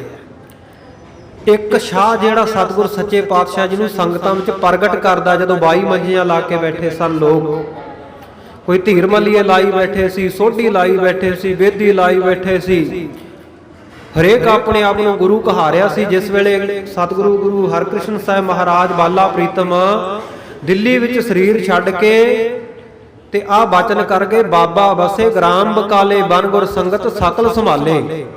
ਤੇ ਜਦੋਂ ਕਿਹਾ ਨਾ ਬਾਬਾ ਅਗਲਾ ਗੁਰੂ ਬਕਾਲੇ ਨਗਰ ਵਿੱਚ ਵਸਦਾ, ਤਾਂ ਉਸ ਵੇਲੇ 22 ਮੰਜੀਆਂ ਲਾ ਕੇ ਬੈਠ ਗਏ, ਚੇਲੇ ਛੱਡ ਦਿੱਤੇ, ਏਜੰਟ ਜਿਵੇਂ ਅੱਜ ਕੱਲ ਛੱਡੇ ਆ। ਲੋਕਾਂ ਨੇ ਆਪੋ ਗੁਰੂ ਬਣ ਕੇ ਬੈਠੇ, ਕੋਈ ਸਰਸੇ ਬੈਠਾ, ਕੋਈ ਨੂਰ ਮਹਿਲ 'ਚ ਬੈਠਾ, ਕੋਈ ਭਨਿਆਰੇ 'ਚ ਬੈਠਾ, ਕੋਈ ਕਿਤੇ ਬੈਠਾ, ਬਿਆਸਾ 'ਚ ਬੈਠਾ, ਕੋਈ ਕਿਤੇ ਬੈਠਾ। ਆਪੋ ਆਪਣੇ ਏਜੰਟ ਛੱਡੇ, ਲੋਕਾਂ ਨੂੰ ਖਿੱਚ ਖਿੱਚ ਕੇ ਲੈ ਕੇ ਜਾਂਦੇ, ਆਓ ਸੰਗਤੇ ਸੱਚਾ ਗੁਰੂ ਇੱਧਰ ਬੈਠਾ। ਦੂਜਾ ਕਹਿੰਦਾ ਨਹੀਂ ਇੱਧਰ ਨਹੀਂ, ਸੱਚਾ ਗੁਰੂ ਤਾਂ ਇੱਧਰ ਬੈਠਾ। ਪਰ ਭਾਈ ਮੱਖਣ ਸ਼ਾਹ ਲਵਾਣਾ, ਜਿਸ ਦਾ ਜਹਾਜ਼ ਸਤਿਗੁਰੂ ਨੇ ਬੰਨੇ ਲਾਇਆ ਸੀ, 500 ਮੋਹਰਾਂ ਦੀ ਸੁਖਣਾ ਸੁਖੀ ਸੀ, ਤੇ ਇਹਨੇ ਪਰਖ ਕੀਤੀ ਆ ਕੇ। 2-2 ਮੋਹਰਾਂ, 5-5 ਮੋਹਰਾਂ ਜਿੰਨੀਆਂ ਵੀ ਉਸ ਵੇਲੇ ਉਹਨੇ ਰੱਖ ਕੇ ਪਰਖ ਕੀਤੀ ਵੀ ਜਿਹੜਾ ਸੱਚਾ ਗੁਰੂ ਹੋਵੇਗਾ ਨਾ, ਉਹ 500 ਮੰਗ ਕੇ ਲਵੇਗਾ।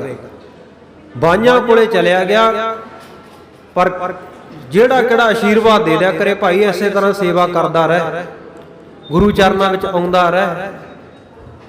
ਪਰ ਕਿਸੇ ਨੇ ਦਿਲ ਦੀ ਗੱਲ ਨਾ ਜਾਣੀ। ਜਦੋਂ ਥੱਕ ਹਾਰ ਕੇ ਮੁੜਨ ਲੱਗਿਆ, ਪੁੱਛਿਆ ਇੱਥੇ ਕੋਈ ਹੋਰ ਵੀ ਹੈ? ਕਹਿੰਦੇ ਹਾਂ ਜੀ। ਗੁਰੂ ਕੁਲ ਦੇ ਵਿੱਚੋਂ ਸਤਿਗੁਰੂ ਗੁਰੂ ਹਰਗੋਬਿੰਦ ਸਾਹਿਬ ਮਹਾਰਾਜ ਦੇ ਸਾਹਿਬਜ਼ਾਦੇ ਬਾਬਾ ਤੇਗ ਬਹਾਦਰ ਸਾਹਿਬ ਮਹਾਰਾਜ, ਗੁਰੂ ਤੇਗ ਬਹਾਦਰ ਸਾਹਿਬ, ਉਹ ਵੀ ਹੈਗੇ, ਪਰ ਉਹ ਬਾਹਰ ਨਹੀਂ ਨਿਕਲਦੇ, ਸੰਗਤ ਵਿੱਚ ਭੋਰੇ ਵਿੱਚ ਰਹਿੰਦੇ। ਆਖਿਆ ਉਹਨਾਂ ਦੇ ਦਰਸ਼ਨ ਕਰਾ ਦਿਓ। ਮਾਤਾ ਗੁਜਰੀ ਜੀ ਦੀ ਆਗਿਆ ਲੈ ਕੇ ਜਿਸ ਵੇਲੇ ਦਰਸ਼ਨ ਕਰਵਾਏ, 5 ਮੋਹਰਾਂ ਰੱਖ ਕੇ ਮੱਥਾ ਟੇਕਿਆ, ਸਤਿਗੁਰ ਸੱਚੇ ਪਾਤਸ਼ਾਹ ਨੇ ਮੋਢੇ ਉੱਤੇ ਚਾਦਰ ਲਾ ਦਿੱਤੀ। ਕਹਿੰਦੇ ਸਿੱਖਾ, ਹਾਲੇ ਤਾਂ ਕਹਿੰਦੇ ਮੋਢਾ ਲਾ ਕੇ ਜਿਹੜਾ ਜਹਾਜ਼ ਤੇਰਾ ਬੰਨੇ ਲਾਇਆ, ਉਹ ਨਿਸ਼ਾਨ ਵੀ ਨਹੀਂ ਮਿਟਿਆ, ਜ਼ਖਮ ਤਾਜ਼ਾ ਹੀ ਹੈ। 500 ਦੀ ਬਜਾਏ 5 ਹੀ ਮੋਹਰਾਂ ਰੱਖੀ ਜਾਂਦਾ। ਬੋਲੋ ਸਤਨਾਮ ਸ੍ਰੀ ਵਾਹਿਗੁਰੂ। ਸਤਿਗੁਰੂ ਮੋਹਰਾਂ ਦੇ ਲਾਲਚੀ ਨਹੀਂ, ਧਨ ਦੇ ਲਾਲਚੀ ਨਹੀਂ, ਪਰ ਸਿੱਖ ਦੀ ਹੁਣ ਸ਼ਰਧਾ ਵੀ ਕਿਵੇਂ ਤੋੜਨ, ਪਤਾ ਤਾਂ ਲੱਗੇ ਨਾ ਸੱਚਾ ਗੁਰੂ ਕੌਣ ਹੈ। ਉਸ ਵੇਲੇ ਭਾਈ ਮੱਖਣ ਸ਼ਾਹ ਲਵਾਣਾ ਬਾਹਰ ਨਿਕਲ ਕੇ ਰੌਲਾ ਪਾਉਣਾ ਚਾਹਿਆ, ਸਤਿਗੁਰੂ ਰੋਕਦੇ ਐ, ਕਹਿੰਦੇ ਮੱਖਣ ਸ਼ਾਹ ਆਹ ਕੰਮ ਨਾ ਕਰ, ਪ੍ਰਗਟ ਨਹੀਂ ਹੋਣਾ ਚਾਹੁੰਦੇ। ਪਰ ਮੱਖਣ ਸ਼ਾਹ ਲਵਾਣਾ ਨਹੀਂ, ਸਤਿਗੁਰੂ ਜੀ ਆਪ ਜੀ ਭਾਵੇਂ ਮੇਰੇ ਤੇ ਗੁੱਸੇ ਹੀ ਹੋ ਜਾਓ, ਨਾਰਾਜ਼ਗੀ ਹੋ ਜੇ ਆਪ ਜੀ ਦੀ, ਪਰ ਸੰਗਤ ਨੂੰ ਗੁੰਮਰਾਹ ਨਹੀਂ ਹੋਣ ਦੇਣਾ। ਕੋਠੇ ਚੜ ਕੇ ਪੱਲਾ ਹਿਲਾਉਂਦੇ ਐ, ਸਾਚਾ ਗੁਰੂ ਲਾਧੋ ਰੇ, ਸਾਚਾ ਗੁਰੂ ਲਾਧੋ ਰੇ। ਭੋਲੀਏ ਸੰਗਤੇ, ਆ ਪਖੰਡੀਆਂ ਦੇ ਚੁੰਗਲ 'ਚ ਨਾ ਫਸੋ, ਸੱਚਾ ਗੁਰੂ ਲੱਭ ਗਿਆ ਜੀ, ਸੱਚਾ ਗੁਰੂ ਲੱਭ ਪਿਆ। ਉਹ ਤਾਂ ਭੋਰਿਆ ਸਾਹਿਬ ਦੇ ਵਿੱਚ ਬੈਠੇ ਆ ਗੁਰੂ ਤੇਗ ਬਹਾਦਰ ਸਾਹਿਬ ਮਹਾਰਾਜ। ਇੱਕ ਸ਼ਾਹ ਮੱਖਣ ਸ਼ਾਹ ਜਿਹਨੇ ਸਤਿਗੁਰੂ ਜੀ ਨੇ ਪ੍ਰਗਟ ਕੀਤਾ ਸਤਿਗੁਰੂ ਜੀ ਨੂੰ ਦੁਨੀਆ ਵਿੱਚ। ਦੂਜਾ ਸ਼ਾਹ ਲੱਖੀ ਸ਼ਾਹ ਬਣਜਾਰਾ, ਜਿਹਨੇ ਸੰਗਤਾਂ ਤੋਂ ਸਤਿਗੁਰੂ ਜੀ ਦੇ ਸਰੀਰ ਨੂੰ ਛੁਪਾ ਲਿਆ। ਦੋ ਸ਼ਾਹ ਸਤਿਗੁਰੂ ਦੀ ਜ਼ਿੰਦਗੀ ਵਿੱਚ ਆਉਂਦੇ ਆ। ਦੋਵੇਂ ਸ਼ਾਹਾਂ ਦਾ ਜ਼ਿਕਰ ਕਿਸੇ ਕਵੀ ਵਿਦਵਾਨ ਨੇ ਆਪਣੇ ਸ਼ਬਦਾਂ ਦੇ ਵਿੱਚ ਬੜਾ ਬਾਕਮਾਲ ਕੀਤਾ। ਉਹ ਲਿਖਦਾ ਹੈ, ਕਹਿੰਦਾ ਇੱਕ ਸ਼ਾਹ ਨੇ ਸ਼ਾਹਾਂ ਦੇ ਸ਼ਾਹ ਨੂੰ ਜਗ ਦੇ ਵਿੱਚ ਹੈ ਇੰਜ ਪ੍ਰਗਟਾਇਆ, ਗੁਰੂ ਲਾਧੋ ਰੇ, ਗੁਰੂ ਲਾਧੋ ਰੇ ਦਾ ਕੋਠੇ ਚੜ ਉਸ ਰੌਲਾ ਪਾਇਆ। ਲੇਕਿਨ ਦੂਜੇ ਬੰਨੇ ਕਹਿੰਦਾ ਇੱਕ ਸ਼ਾਹ ਨੇ ਸ਼ਾਹਾਂ ਦੇ ਸ਼ਾਹ ਨੂੰ ਜਗ ਦੇ ਕੋਲੋਂ ਇੰਜ ਛੁਪਾਇਆ, ਆਪਣੇ ਘਰ ਨੂੰ ਲਾਂਬੂ ਲਾ ਸਤਿਗੁਰੂ ਦਾ ਸੰਸਕਾਰ ਕਰਾਇਆ। ਇੱਕ ਸ਼ਾਹ ਨੇ ਜਗ ਦੇ ਵਿੱਚ ਗੁਰੂ ਪ੍ਰਗਟਾਇਆ, ਇੱਕ ਸ਼ਾਹ ਨੇ ਜਗ ਤੋਂ ਗੁਰੂ ਲੁਕਾਇਆ, ਪਰ ਉਸ ਵੀ ਆਪਣਾ ਫਰਜ਼ ਨਿਭਾਇਆ ਤੇ ਉਸ ਵੀ ਆਪਣਾ ਫਰਜ਼ ਨਿਭਾਇਆ। ਉਹਨੇ ਵੀ ਆਪਣਾ ਫਰਜ਼ ਨਿਭਾ ਲਿਆ। ਉਸ ਵੇਲੇ ਵੇਲਾ ਪ੍ਰਗਟ ਕਰਨ ਦਾ ਸੀ ਤੇ ਜਿਸ ਵੇਲੇ ਛਪਾਉਣ ਦਾ ਸਤਿਗੁਰੂ ਜੀ ਦੇ ਸਰੀਰ ਦਾ ਸੰਸਕਾਰ ਕਰਨ ਦਾ ਸਮਾਂ ਸੀ, ਉਸ ਵੇਲੇ ਭਾਈ ਲੱਖੀ ਸ਼ਾਹ ਬਣਜਾਰੇ ਨੇ ਆਪਣਾ ਫਰਜ਼ ਨਿਭਾ ਦਿੱਤਾ। ਦੋ ਸ਼ਾਹ ਗੁਰੂ ਤੇਗ ਬਹਾਦਰ ਸਾਹਿਬ ਮਹਾਰਾਜ ਜੀ ਦੇ ਜੀਵਨ ਦੇ ਵਿੱਚ ਅਹਿਮ ਭੂਮਿਕਾ ਨਿਭਾਉਂਦੇ ਆ। ਦੋਵਾਂ ਦਾ ਚੇਤਾ ਰੱਖਣਾ। ਤੇ ਸਾਧ ਸੰਗਤ ਜੀ, ਜਿਸ ਜਗ੍ਹਾ ਦੇ ਉੱਤੇ ਸਤਿਗੁਰੂ ਜੀ ਦਾ ਸੰਸਕਾਰ ਕੀਤਾ, ਉਸ ਜਗ੍ਹਾ ਦੇ ਉੱਤੇ ਸਤਿਗੁਰੂ ਜੀ ਦੀ ਪ੍ਰੇਰਣਾ ਨਾਲ ਗੁਰੂ ਗੋਬਿੰਦ ਸਿੰਘ ਮਹਾਰਾਜ ਦੀ ਨਾਲ ਇਹ ਸਿੰਘ ਪਹੁੰਚੇ। ਸਤਿਗੁਰੂ ਜੀ ਦਾ ਹੁਕਮ ਮੰਨ ਕੇ ਇਹਨਾਂ ਨੇ ਉਸ ਜਗ੍ਹਾ ਨੂੰ ਲੱਭ ਲਿਆ। ਪੂਜਨ ਲਗੇ ਸਕਲ ਨਾਰੀ ਨਾਰੀ। ਉਸ ਜਗ੍ਹਾ ਦੇ ਉੱਤੇ ਅਸਥਾਨ ਗੁਰਦੁਆਰਾ ਰਕਾਬਗੰਜ ਸਾਹਿਬ ਬਣਾ ਕੇ ਸਾਰੇ ਹੀ ਜਿਹੜੇ ਬੀਬੀਆਂ ਭਾਈ ਸੀ ਗੁਰਸਿੱਖ ਉਹ ਜਗ੍ਹਾ ਦੀ ਪੂਜਾ ਕਰਨ ਲੱਗੇ। ਕਰੇ ਭਾਵਨਾ ਪੂਰਨ ਸਾਰੀ। ਔਰ ਉੱਥੇ ਸਤਿਗੁਰੂ ਗੁਰੂ ਤੇਗ ਬਹਾਦਰ ਸਾਹਿਬ ਮਹਾਰਾਜ ਅੱਜ ਵੀ ਜਿਹੜਾ ਜਾ ਕੇ ਸਤਿਗੁਰੂ ਦੇ ਚਰਨਾਂ ਤੇ ਅਰਦਾਸ ਕਰਦਾ ਸਾਰਿਆਂ ਦੀ ਭਾਵਨਾ ਸੰਪੂਰਨ ਕਰਦੇ ਹਨ। ਇਤਿਆਦਿਕ ਕਰ ਕਾਜ ਸ਼੍ਰੀ। ਇਤਿਆਦਿਕ ਸਤਿਗੁਰੂ ਜੀ ਨੇ ਹੋਰ ਵੀ ਬਹੁਤ ਸਾਰੇ ਅੱਛੇ ਕਾਜ ਸ਼ੁਭ ਕਾਜ ਉਸ ਨਗਰ ਦੇ ਵਿੱਚ ਦਿੱਲੀ ਦੇ ਵਿੱਚ ਦਿੱਲੀਪੁਰੀ ਵਿੱਚ ਕੀਤੇ। ਜਿੱਥੇ ਸਤਿਗੁਰੂ ਸੱਚੇ ਪਾਤਸ਼ਾਹ ਜੀ ਦਾ ਸੀਸ ਕੱਟਿਆ ਗਿਆ, ਸਤਿਗੁਰੂ ਜੀ ਸ਼ਹਾਦਤ ਦਿੰਦੇ ਆ, ਜਲਾਲੂਦੀਨ ਨੇ ਤਲਵਾਰ ਦਾ ਵਾਰ ਕੀਤਾ, ਉਸ ਜਗ੍ਹਾ ਦੇ ਉੱਤੇ ਵੀ ਸਾਧ ਸੰਗਤ ਜੀ ਸਤਿਗੁਰੂ ਸਾਹਿਬ ਜੀ ਦੇ ਸੀਸਗੰਜ ਸਾਹਿਬ ਵਾਲੀ ਜਗ੍ਹਾ ਦੇ ਉੱਤੇ ਸਤਿਗੁਰੂ ਸੱਚੇ ਪਾਤਸ਼ਾਹ ਨੇ ਆਪ ਖੂਹ ਦੇ ਲਾਗੇ ਇੱਕ ਦਰਖਤ ਸੀ, ਉਹਦੇ ਹੇਠਾਂ ਥੜਾ ਬਣਵਾਇਆ, ਜਿਸ ਜਗ੍ਹਾ ਤੇ ਸਤਿਗੁਰੂ ਜੀ ਨੇ ਬੈਠ ਕੇ ਸ਼ਹਾਦਤ ਦਿੱਤੀ ਹੈ। ਪਾਠ ਕਰਨ ਤੋਂ ਬਾਅਦ ਸਤਿਗੁਰੂ ਜੀ ਨੇ ਸ਼ਹਾਦਤ ਦਿੱਤੀ, ਤਲਵਾਰ ਦਾ ਵਾਰ ਚੱਲਿਆ ਔਰ ਸਤਿਗੁਰੂ ਜੀ ਨੇ ਕਲਯੁਗ ਦਾ ਵੱਡਾ ਸਾਕਾ ਵਰਤਾਇਆ। ਜਿੱਥੇ ਦੁਨੀਆ ਦੇ ਵਿਦਵਾਨ ਲਿਖਣ, ਕੋਈ ਸਿੱਖ ਵਿਦਵਾਨ ਲਿਖੇ ਤਾਂ ਆਪਾਂ ਕਹਿ ਸਕਦੇ ਹਾਂ ਕਿ ਇਹਨਾਂ ਨੇ ਸ਼ਰਧਾ ਭਾਵਨਾ ਨਾਲ ਆਪਣੇ ਗੁਰੂ ਦੀ ਵਧਾ ਚੜਾ ਕੇ ਵਡਿਆਈ ਕੀਤੀ ਹੈ। ਕਿਉਂਕਿ ਸਾਰਾ ਇਤਿਹਾਸ ਤਾਂ ਆਪਾਂ ਪ੍ਰਮਾਣਿਕ ਵੀ ਨਹੀਂ ਮੰਨਦੇ, ਬਹੁਤ ਸਾਰੇ ਲੋਕ ਗੁਰ ਇਤਿਹਾਸ ਉੱਤੇ ਤਰਕਾਂ ਵੀ ਕਰਦੇ। ਇਸ ਕਰਕੇ ਸਤਿਗੁਰੂ ਸਾਹਿਬ ਜੀ ਨੇ ਕਿ ਦੁਨੀਆ ਦੇ ਵਿੱਚ ਗੁਰੂ ਕੇ ਸਿੱਖ ਕਿਤੇ ਸਤਿਗੁਰੂ ਦੀ ਸ਼ਹਾਦਤ ਦੇ ਉੱਤੇ ਸ਼ੰਕਾ ਨਾ ਕਰ ਲੈਣ, ਦਸਮ ਗ੍ਰੰਥ ਦੇ ਵਿੱਚ ਵਿਚਿੱਤਰ ਨਾਟਕ ਦੇ ਵਿੱਚ ਕਲਗੀਆਂ ਵਾਲੇ ਪਾਤਸ਼ਾਹ ਨੇ ਆਪ ਲਿਖ ਦਿੱਤਾ, ਤਿਲਕ ਜੰਯੂ ਰਾਖਾ ਪ੍ਰਭ ਤਾਕਾ ਕੀਨੋ ਵੱਡੋ ਕਲੂ ਮਹਿ ਸਾਕਾ। ਧਰਮ ਹੇਤ ਸਾਕਾ ਜਨ ਕੀਆ ਸੀਸ ਦਿਆ ਪਰ ਸਿਰਰ ਨਾ ਦਿਆ। ਸਿਦਕ ਨਹੀਂ ਹਾਰਿਆ ਸੀਸ ਵਾਰ ਦਿੱਤਾ। ਸਾਧਨ ਹੇਤ ਇਤੀ ਜਨ ਕਰੀ ਸੀਸ ਦਿਆ ਪਰ ਸੀ ਨਾ ਉਚਰੀ। ਆ ਹਿੰਦਵੈਣ ਦੀ ਰਾਖੀ ਵਾਸਤੇ ਸਤਿਗੁਰੂ ਤੇਗ ਬਹਾਦਰ ਸਾਹਿਬ ਮਹਾਰਾਜ ਹਿੰਦ ਦੀ ਚਾਦਰ ਬਣ ਕੇ ਉਹਨਾਂ ਨੇ ਪੱਤ ਨੂੰ ਢਕਿਆ, ਇੱਜ਼ਤ ਨੂੰ ਢਕਿਆ। ਉਸ ਜਗ੍ਹਾ ਦੇ ਉੱਤੇ ਵੀ ਸਤਿਗੁਰ ਸੱਚੇ ਪਾਤਸ਼ਾਹ ਜੀ ਨੇ ਸੁੰਦਰ ਥੜਾ ਬਣਵਾਇਆ। ਚਰਨ ਚਯ ਸ੍ਰੀ ਗੁਰੂ ਅਗੀਰੀ। ਉਸ ਤੋਂ ਬਾਅਦ ਸਤਿਗੁਰ ਸੱਚੇ ਪਾਤਸ਼ਾਹ ਜੀ ਨੇ ਅੱਗੇ ਚੱਲਣਾ ਚਾਹਿਆ। ਸਿੱਖ ਸੰਗਤ ਸਗਰੀ ਚਲ ਜਾਈ। ਸਤਿਗੁਰ ਸੱਚੇ ਪਾਤਸ਼ਾਹ ਜੀ ਦੀ ਇਹ ਇੱਛਾ ਜਾਣ ਕੇ ਬਹੁਤ ਸਾਰੀ ਸਿੱਖ ਸੰਗਤ ਸਤਿਗੁਰ ਸੱਚੇ ਪਾਤਸ਼ਾਹ ਜੀ ਦੇ ਕੋਲ ਚੱਲ ਕੇ ਆਈ ਔਰ ਦਿੱਲੀ ਦੇ ਵਿੱਚ ਸਾਧ ਸੰਗਤ ਜੀ ਗੁਰਦੁਆਰਾ ਸੀਸਗੰਜ ਸਾਹਿਬ ਔਰ ਗੁਰਦੁਆਰਾ ਰਕਾਬਗੰਜ ਸਾਹਿਬ ਹੋਰ ਇਤਿਹਾਸਕ ਅਸਥਾਨ ਇਹਨਾਂ ਦੀ ਬਾਬਤ ਵੀ ਸਤਿਗੁਰ ਸੱਚੇ ਪਾਤਸ਼ਾਹ ਜੀ ਨੇ ਬਚਨ ਕੀਤੇ, ਭਾਈ ਸਾਡਾ ਖਾਲਸਾ ਸਾਡੇ ਸਿੱਖ ਰਾਜੇ ਬਣਨਗੇ ਦੁਨੀਆ ਦੇ। ਉਹ ਜਦੋਂ ਰਾਜੇ ਬਣੇ ਉਹ ਇਹਨਾਂ ਗੁਰਸਥਾਨਾਂ ਦੀ ਸੇਵਾ ਕਰਾਉਣਗੇ। ਫਿਰ ਜਦੋਂ ਜਥੇਦਾਰ ਬਾਬਾ ਬਘੇਲ ਸਿੰਘ ਜੀ ਵਰਗਿਆਂ ਨੇ ਦਿੱਲੀ ਨੂੰ ਜਿੱਤਿਆ, ਉਹਨਾਂ ਨੇ ਇਹਨਾਂ ਗੁਰ ਅਸਥਾਨਾਂ ਦੀ ਰੱਜ ਕੇ ਸੇਵਾ ਕੀਤੀ ਹੈ। ਸੋ ਸਾਧ ਸੰਗਤ ਜੀ ਮਿਸਲਾਂ ਦੇ ਸਮੇਂ ਸਿੱਖ ਸਰਦਾਰਾਂ ਨੇ ਇਹਨਾਂ ਧਰਮ ਅਸਥਾਨਾਂ ਨੂੰ ਹੋਰ ਵਿਸ਼ਾਲਤਾ ਦੇ ਨਾਲ ਬਣਾਇਆ, ਚੰਗੀ ਕਾਰ ਸੇਵਾ ਕਰਵਾਈ। ਸੋ ਜਿਹੜੇ ਸਾਧ ਸੰਗਤ ਜੀ ਨਾਭਾ ਰਿਆਸਤ ਦੇ, ਜੀਂਦ ਰਿਆਸਤ ਦੇ ਜਿਹੜੇ ਰਾਜਾ ਸਰੂਪ ਸਿੰਘ ਜੀ ਹੋਏ, ਉਹਨਾਂ ਨੇ ਵੀ ਜਦੋਂ 1757 ਦਾ ਗਦਰ ਮੱਚਦਾ ਦੇਸ਼ ਵਿੱਚ ਅੰਗਰੇਜ਼ਾਂ ਦੇ ਪੱਖ ਦੇ ਵਿੱਚ ਹੋ ਕੇ ਤੇ ਬੜੀ ਨੀਤੀ ਦੇ ਤਹਿਤ ਉਸ ਵੇਲੇ ਦਿੱਲੀ ਦੇ ਗੁਰ ਅਸਥਾਨਾਂ ਦੀ ਸੇਵਾ ਕਰਵਾਈ।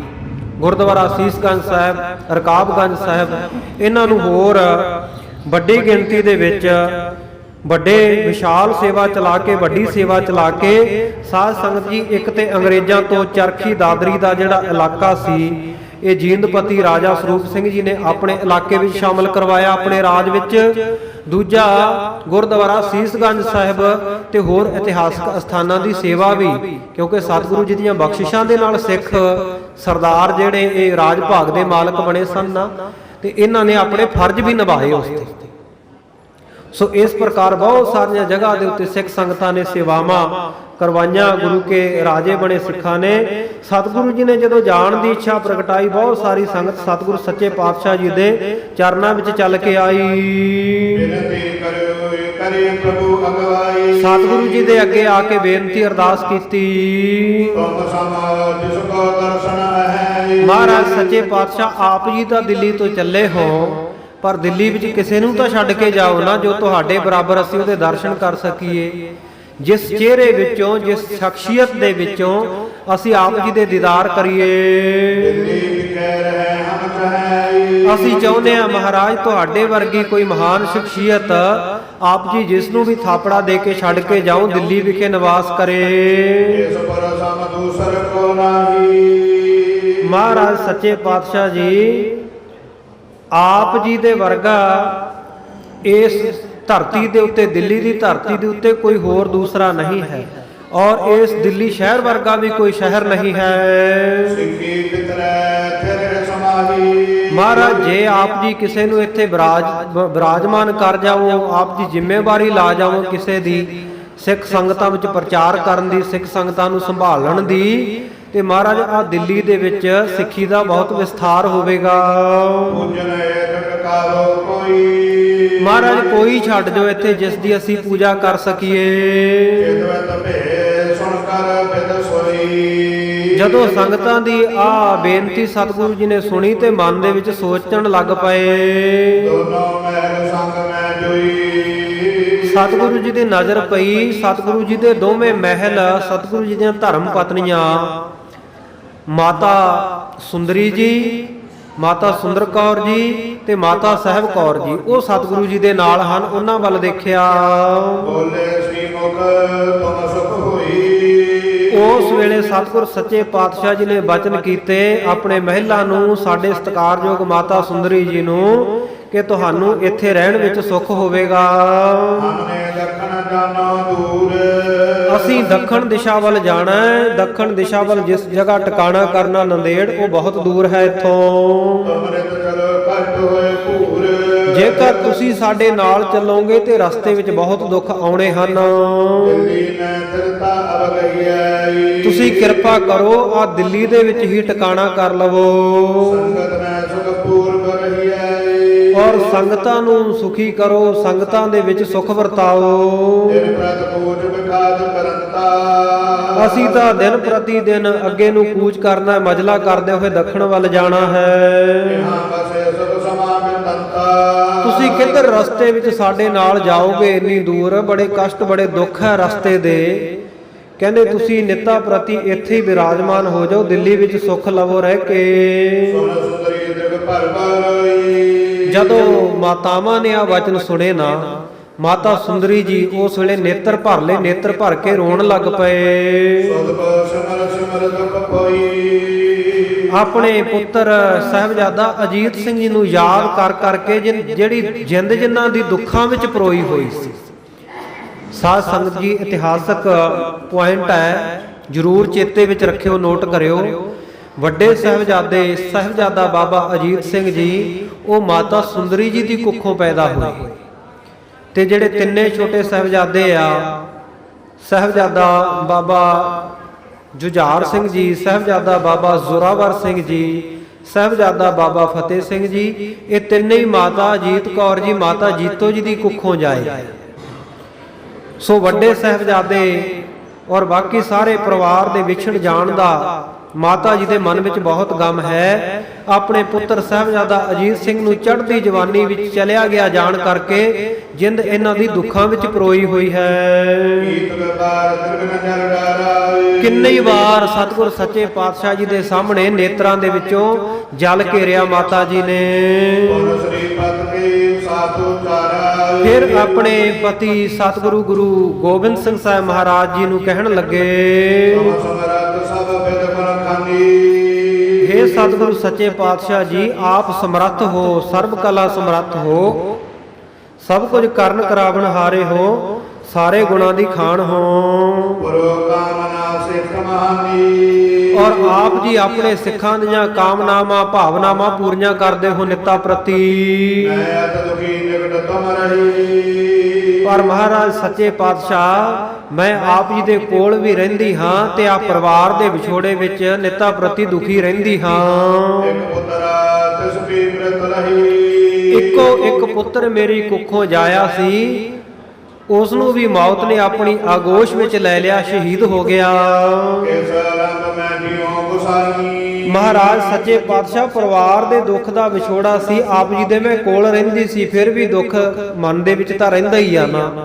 ਤੇ ਮਹਾਰਾਜ ਸੱਚੇ ਪਾਤਸ਼ਾਹ ਹੁਣ ਕਿਹਦੇ ਆਸਰੇ ਮੈਂ ਜੀਵਾਂਗੀ ਜੇ ਇਕੱਲੀ ਇੱਥੇ ਛੱਡ ਗਏ। ਵਿਛੜੇ ਕਲੀ ਲੈ ਸਦਾਈ। ਮਹਾਰਾਜ ਸੱਚੇ ਪਾਤਸ਼ਾਹ ਮੈਂ ਤਾਂ ਵਿਛੜ ਕੇ ਇਕੱਲੀ ਰਹਿ ਜਾਵਾਂਗੀ ਤੁਹਾਡੇ ਤੋਂ ਇਸ ਜਗ੍ਹਾ। ਰਤਨ ਕਟੰਗ ਆਪ ਕੋ ਭਾਰਾ। ਪਹਿਲਾਂ ਤਾਂ ਮਹਾਰਾਜ ਸੁੱਖ ਨਾਲ ਆਪ ਜੀ ਦਾ ਹੱਸਦਾ ਵਸਦਾ ਪਰਿਵਾਰ ਸੀ। ਚਾਰ ਪੁੱਤਰ ਚਾਰ ਸੁਕੁਮਾਰਾ। ਚਾਰ ਪੁੱਤਰ ਸਨ, ਚਾਰੇ ਹੀ ਕੁਮਾਰ ਸਾਹਿਬਜ਼ਾਦੇ ਸਨ ਆਪ ਜੀ ਦੇ। ਸਾਸੂ ਸਹਿਤ ਸੁਰਹਿਤ ਸੁਖਿਆਰੀ। ਔਰ ਮੇਰੀ ਸਤਿਕਾਰਯੋਗ ਸਾਸੂ ਮਾਤਾ, ਮੇਰੀ ਸੱਸ ਸਤਿਕਾਰਯੋਗ ਮਾਤਾ ਗੁਜਰੀ ਜੀ, ਉਹਨਾਂ ਦੇ ਨਾਲ ਮੈਂ ਬੜੀ ਸੁਖੀ ਸੁਖੀ ਰਹਿ ਲੈਂਦੀ ਸਾਂ ਘਰ। ਸੰਕਟ ਹਤੋ ਰੰਗ ਸੋਭਕਾਰੀ ਪ੍ਰਕਾਰੀ। ਤੇ ਮੈਨੂੰ ਕਿਸੇ ਪ੍ਰਕਾਰ ਦਾ ਕੋਈ ਸੰਕਟ ਨਹੀਂ, ਕਿਸੇ ਪ੍ਰਕਾਰ ਦੀ ਵਿਪਤਾ ਨਹੀਂ ਸੀ ਹੁੰਦੀ। ਜਿਤ ਕਦੇ ਅਵਲ ਕਤਰਕ ਸੀਤਲ। ਜਿੱਧਰ ਕਿੱਧਰ ਦੇਖਦੀ ਸੀ ਹਰਿਆ ਭਰਿਆ ਪਰਿਵਾਰ, ਉਧਰ ਨੂੰ ਦੇਖ ਕੇ ਨੈਣ ਸ਼ੀਤਲ ਹੁੰਦੇ ਸੀ, ਨੇਤਰਾਂ ਨੂੰ ਅੱਖਾਂ ਨੂੰ ਠੰਡ ਪੈਂਦੀ ਸੀ। ਉਦਤ ਜਨੋ ਤੇ ਆਨੰਦ ਹੀ ਕਰ।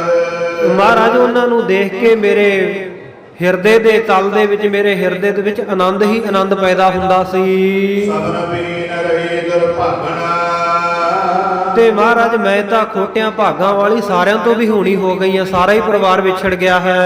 ਤੁਮਰੇ ਦਰਸ਼ਨ ਕੀ ਅਨਰਗਨਾ। ਸਾਰਿਆਂ ਤੋਂ ਵਿਛੜ ਕੇ ਵੀ ਮਹਾਰਾਜ ਮੈਂ ਸਬਰ ਕਰ ਲਿਆ ਸੀ, ਤੁਹਾਡੇ ਦਰਸ਼ਨਾਂ ਦੀ ਅਨੁਰਾਗਣ, ਦਰਸ਼ਨਾਂ ਦੀ ਪ੍ਰੀਤਵਾਨ ਹੋ ਕੇ ਸਮਾਂ ਬਤੀਤ ਕਰ ਰਹੀ ਸਾਂ। ਜਿਨ ਜਗਤੇ ਵੀ ਚਲੋ ਬਿਸ਼ੋਰੀ। ਪਰ ਮਹਾਰਾਜ ਸੱਚੇ ਪਾਤਸ਼ਾਹ ਆਪ ਜੀ ਹੁਣ ਆ ਕੀ ਭਾਣਾ ਵਰਤਾਉਣ ਲੱਗੇ ਹੋ? ਆਪਣੇ ਨਾਲੋਂ ਵੀ ਮੈਨੂੰ ਵਿਛੋੜਨਾ ਚਾਹੁੰਦੇ ਹੋ। ਆਵਨ ਦਸ਼ਾ ਹੋਏ ਹੈ ਅਪਮੋਰੀ ਅਪਮੋਰੀ। ਮਹਾਰਾਜ ਜੇ ਤੁਸੀਂ ਵੀ ਵਿਛੋੜਾ ਦੇ ਗਏ ਤੇ ਮੇਰੀ ਹਾਲਤ ਕਿਹੋ ਜਿਹੀ ਹੋਵੇਗੀ? ਤਮ ਸਮਰਥ ਜਦ ਸਭ ਕਰਦੀ। ਮਹਾਰਾਜ ਸੱਚੇ ਪਾਤਸ਼ਾਹ ਆਪ ਜੀ ਤਾਂ ਸਮਰੱਥ ਹੋ, ਸਭ ਕੁਝ ਕਰਨ ਕਾਰਨ ਵਾਲੇ ਹੋ।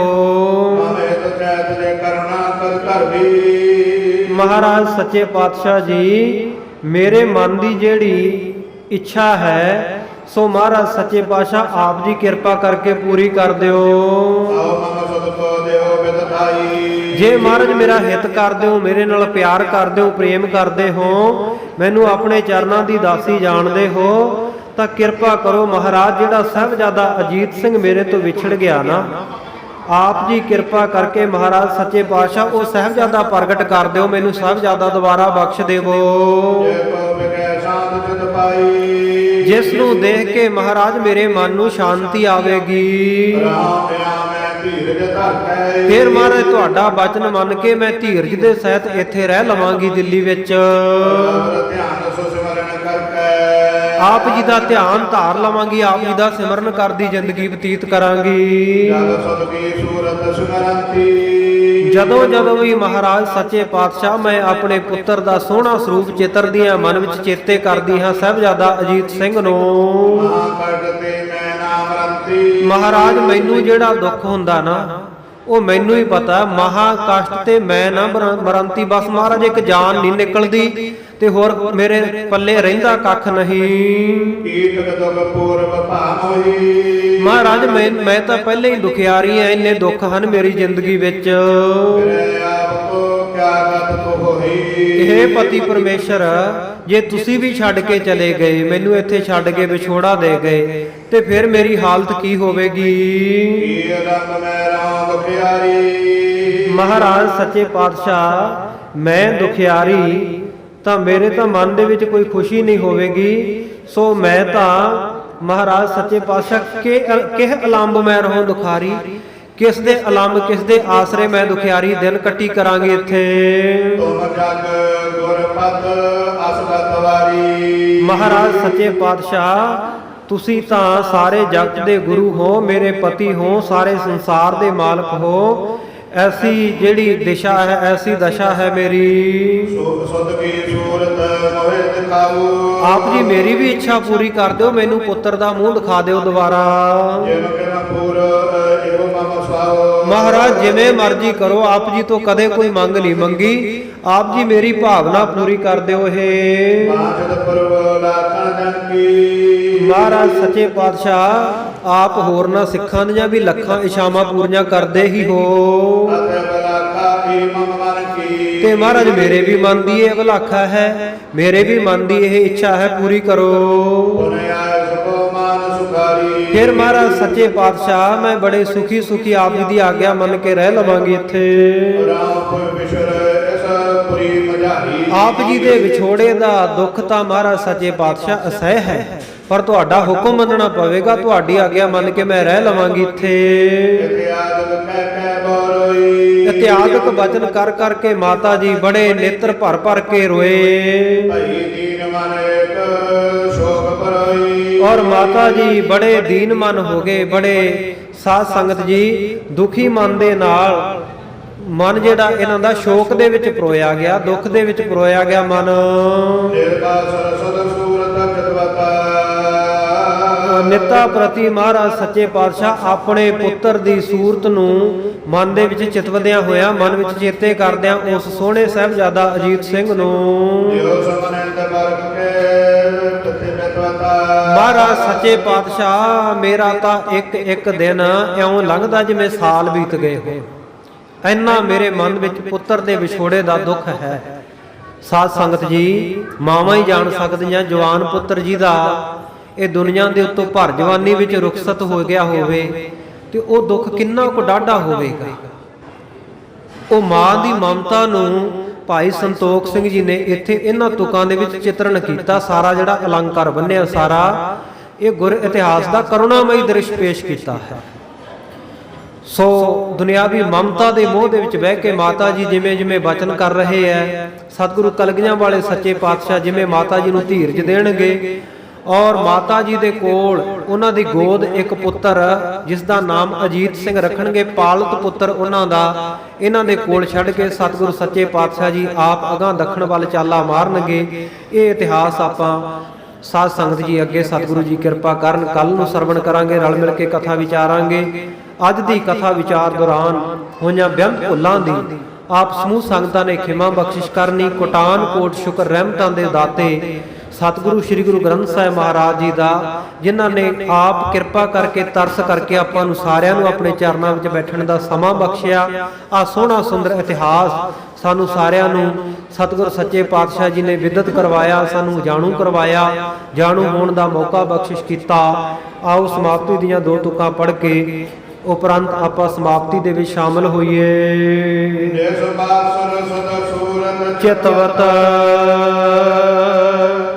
ਦਿਓ ਸਮਨਿੰਦ ਬਾਰਖ ਕੇ ਬਿਤ। हे गोविंद हे गोपाल हे दयाल लाल। प्राणनाथ नाथ सखे दीन दर्द निवार। हे समरथ आगम पूरन मोहे मया तार। अंधकूप महापयान नानक पार उतार। आए प्रभ शरणागति कृपा निध दयाल। एक अखर हर मन बसत नानक होत निहाल। वाहिगुरु जी का खालसा वाहिगुरु जी की फतेह।